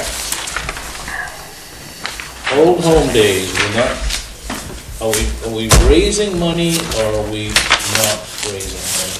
Well, Or is that what is left? So that was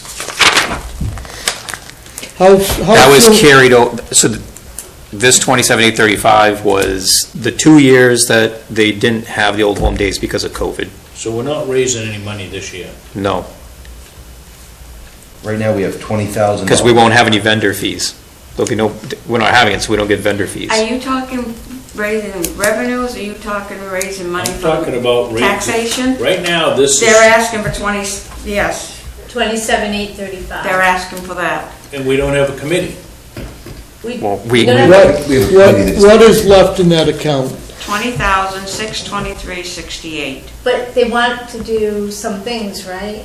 Yeah, Once we meet on the 13th, if they do if the fireworks still go, there's what, 10,000 or change? And if they have some of them, if they have some. Certainly, if we prove it, and we don't spend it, it's not gonna get spent, right? So.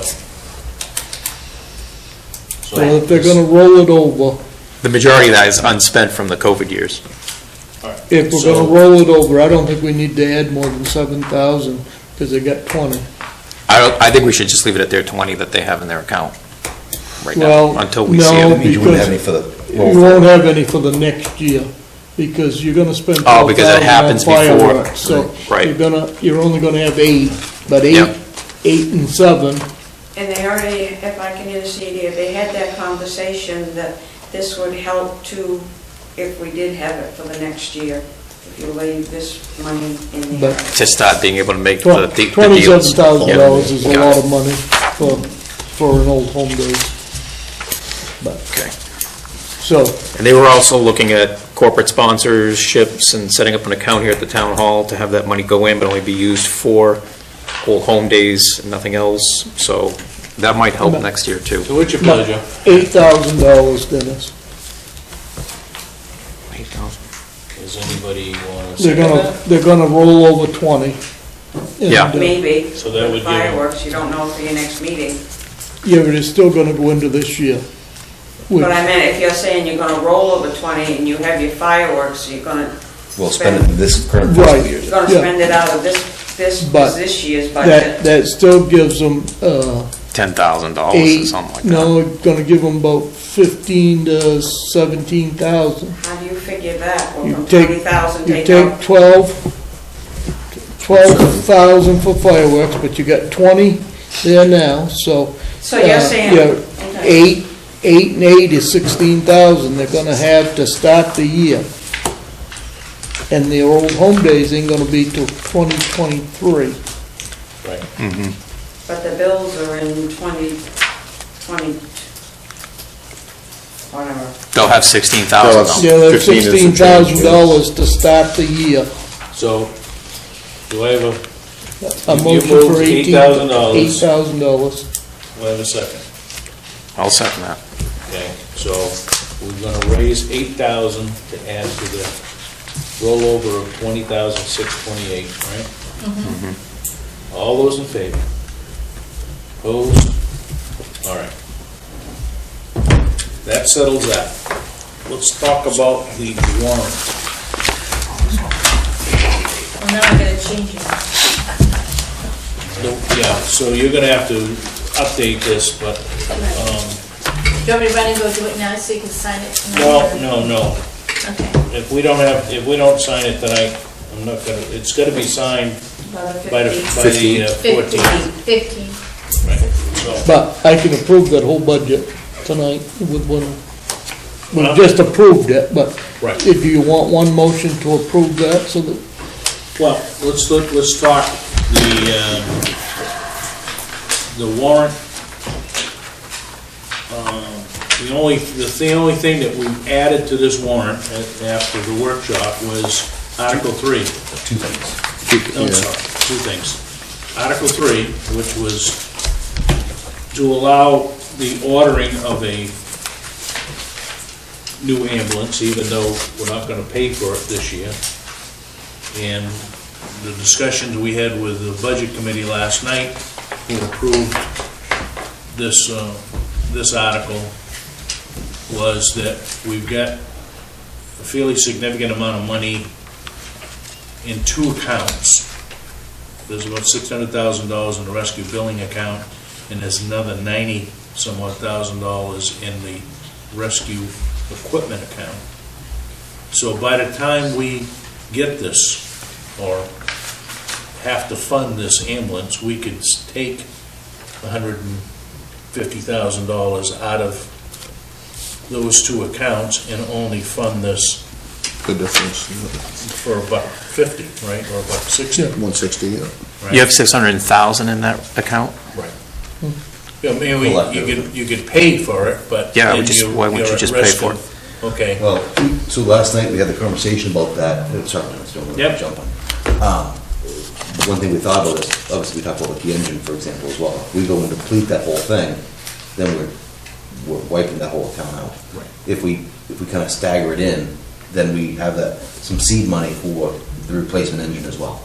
well, I think we should, But we're gonna be close. we used $200,000 to buy the ladder, so that we didn't have to bond $1 million, we only bonded 800,000, right? We should be able to seed this, an ambulance, right? And it's not gonna be here until, what did we figure? 25. The spring of, Late 24, spring of 25, 24, yeah. right? If we ordered it tomorrow, 18 months rough, minimum, right? So 18 to 20. it gives us what we have to ask the people is, we're gonna buy this at $310,000 plus whatever financing, right? So we need their permission to at least put it on order. We need the voters' permission. And then you can ask the voters in the next fiscal year of what that dollar is to apply. That's right. So next June, we could have a warrant article that says, hey, we're gonna use $200,000 out of the rescue billing Rescue account, account. fund $100,000 or $110,000. What are they going to require for us to order this thing? Contract. contract, yeah, No no money. money down. Just a contract? Yeah. That's what we did with the There's a $1 lot of million trouble. ladder. And Okay. Now, so the $600,000, that's a rescue? That's the rescue fund? That's from the EMS billing and revenue. Right. So, Revenue, and we also have another, what, $92,000 was in the rescue equipment account. Rescue capital. Rescue capital. so what I mean, in the future, what I would prefer is that if that's for the rescue, because to me, it's all important, but when you need medical attention, you're gonna die if you don't get it. So I understand the importance of the ambulance. I would prefer to just pay for the ambulance right out of the rescue fund and make that fund purposeful for And funding they- ambulances, they- not engines, not pumpers, nothing. There's some You can't. town, you can't spend it all.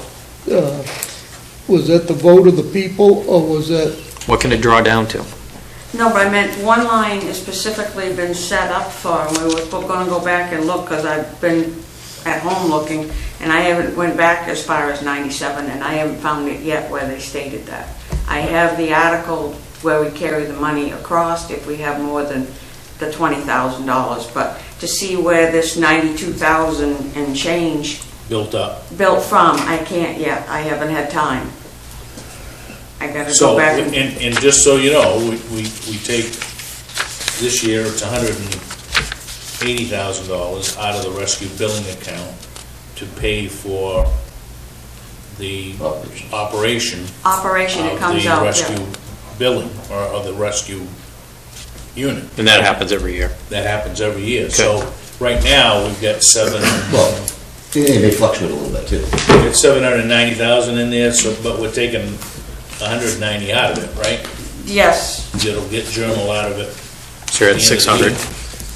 because, what you do, this year, you've got it in your revenues for 16,000 to come out of that funds that we take in.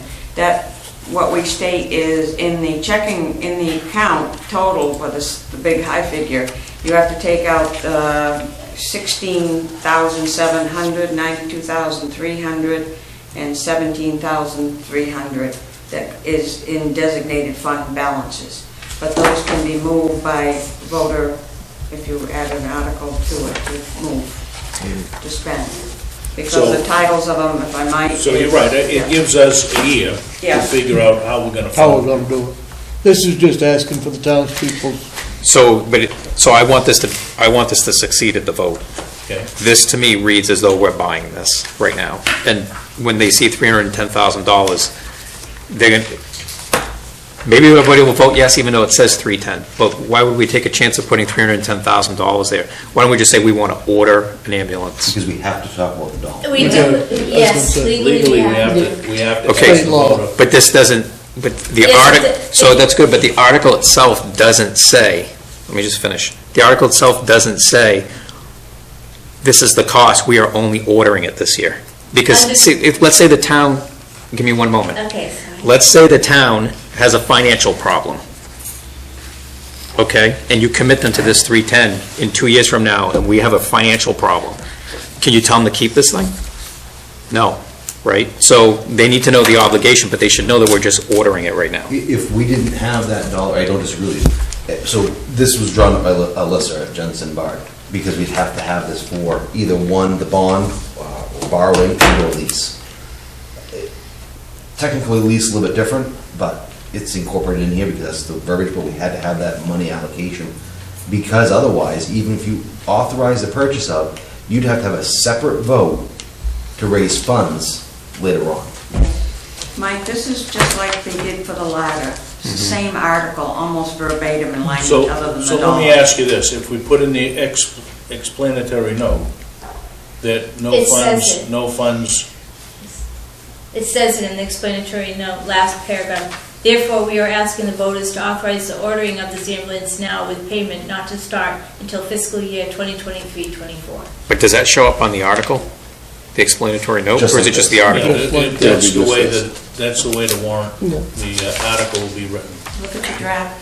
And we could add more to that explanatory note if we could help. And then also underneath in the note part, it says, the town anticipates that it will order the ambulance in this fiscal year, 22-23, but that the ambulance will be delivered and the financing for the purchase will not take place until next fiscal year.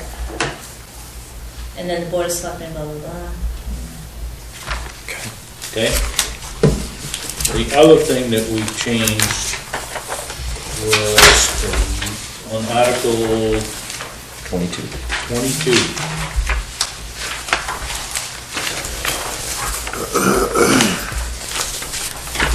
Article 22. We always included the use of fund balance in the previous article, which is Article 21. So the question came up is, well, what if we didn't need to use all $800,000 to minimize tax increases? If you put it in Article 21 at $800,000, you have to use the $800,000. So we went back to get a legal opinion, and in order to use up to $800,000 to defer reducing, or purpose of reducing property tax commitment for fiscal year 2023. So, could somebody please fix the fact that it's not fiscal year 2023, it's fiscal year 22. So, Okay, I can fix that. 23. and it's the same in the ambulance thing, 23. that's all. Same thing, yeah. Same thing. So, we split this off just so that we would be able to use up to the $800,000, but it doesn't bind us to using the $800,000. Right. We could use $600,000 if that was And we've done that before. right. All right. I like that better because Separates it. because the auditor did tell us that this $800,000 rolling thing here Right. should really be put into having I think it's 2 months on hand of cash on hand. Yeah. It's not one. Right. 1/12, it should be 2/12.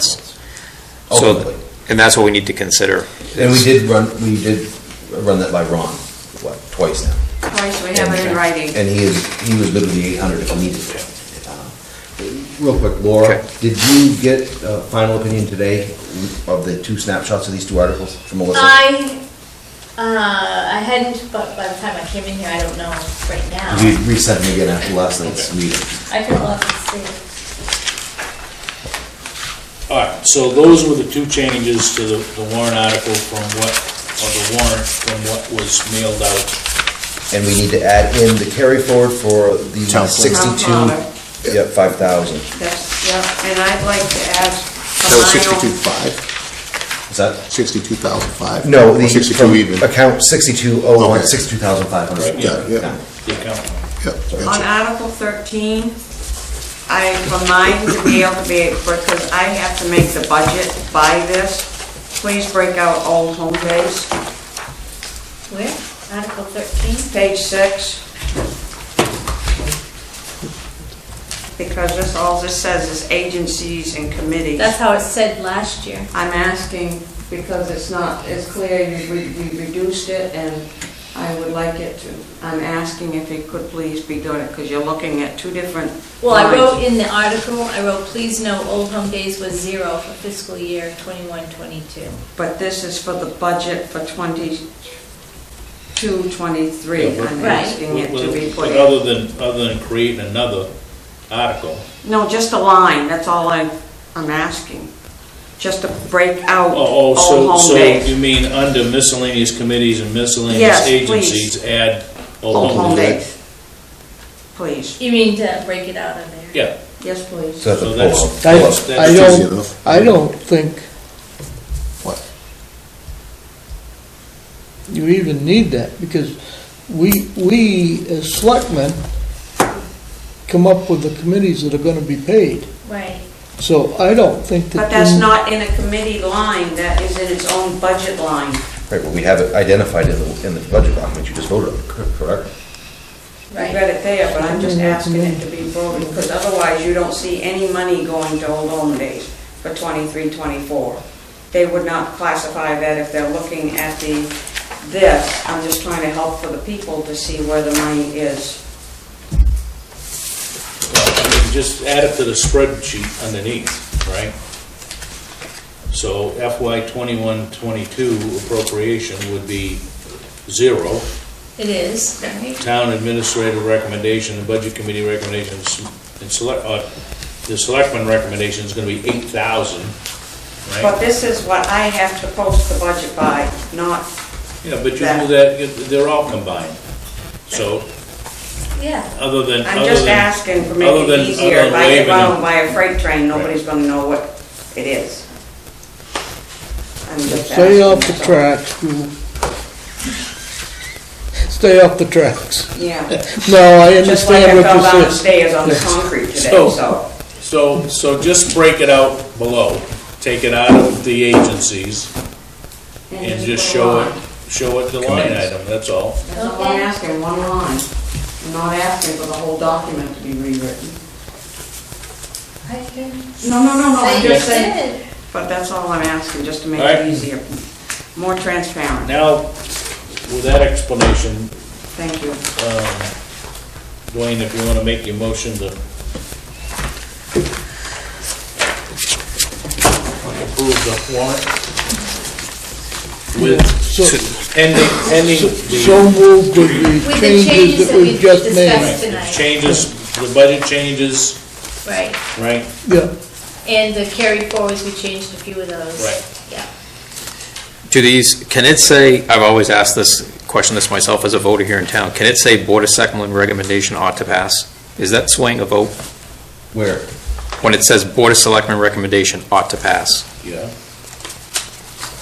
Is that swaying, Budget on all committee. of these, is that swaying a vote? It's not on all of them. That's- No, it It's that's- only says- from, that's saying that we approve these budgets, because sometimes you would have something, we've approved everything here tonight, but in the past, the budget committee may be dead set against something, and the selectmen may be the other way, or the only vice ones that say versa, ought to so. pass are 14 through 16. Right, but those are the money, 19. you're absolutely, you know, your question is a fair question, Mike, but it's I just don't allowed think, by state law to say, and if you look at the charter, it says the budget committee recommendation and the selectmen's recommendation. So those get listed in the Even, warrant articles. even when we was having a town meeting, you put that on the warrant way back 1940, but it's part of the process. I don't, all right, whatever. The auto passes are only on the ones that have no money. Right. On the ones that have what? No money listed, 14 through 19. Yeah, I just Charter don't, says we have to have those articles in there. it says we have to have that ought to pass in there? No, In the it says charter? we have to put those articles in our, Right, I just don't like the ought to pass language, but that's it, really. So you made a motion to approve, Approve with With the the changes that we changes. have discussed tonight. and do I have a second? Second. All those in favor? Okay, so you need to make changes, Yeah.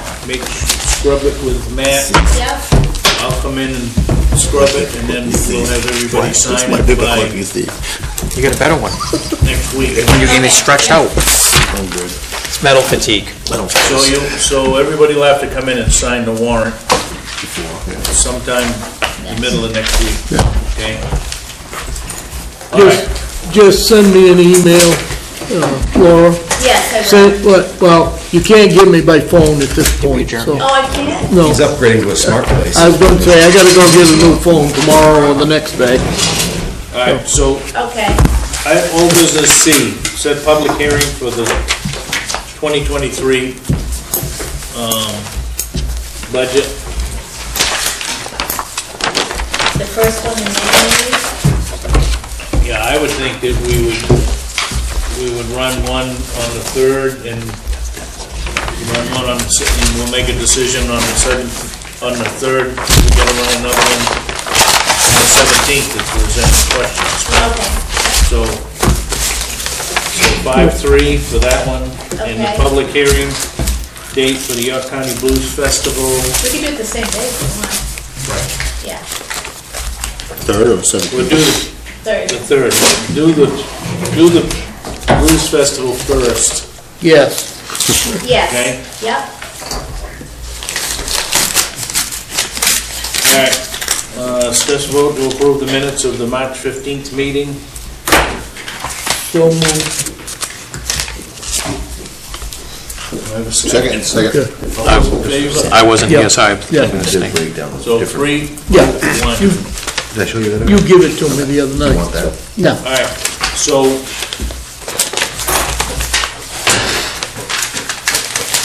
week's action list, we need the updated agenda. The updated warrant. Right, Warrant articles, the discussion of the agenda articles, we're bringing back the timber harvesting, because we're having a public hearing, right? yep. And then we'll have to make a decision on that article, and then that ordinance. Or it's shoreline ordinance, right? Right.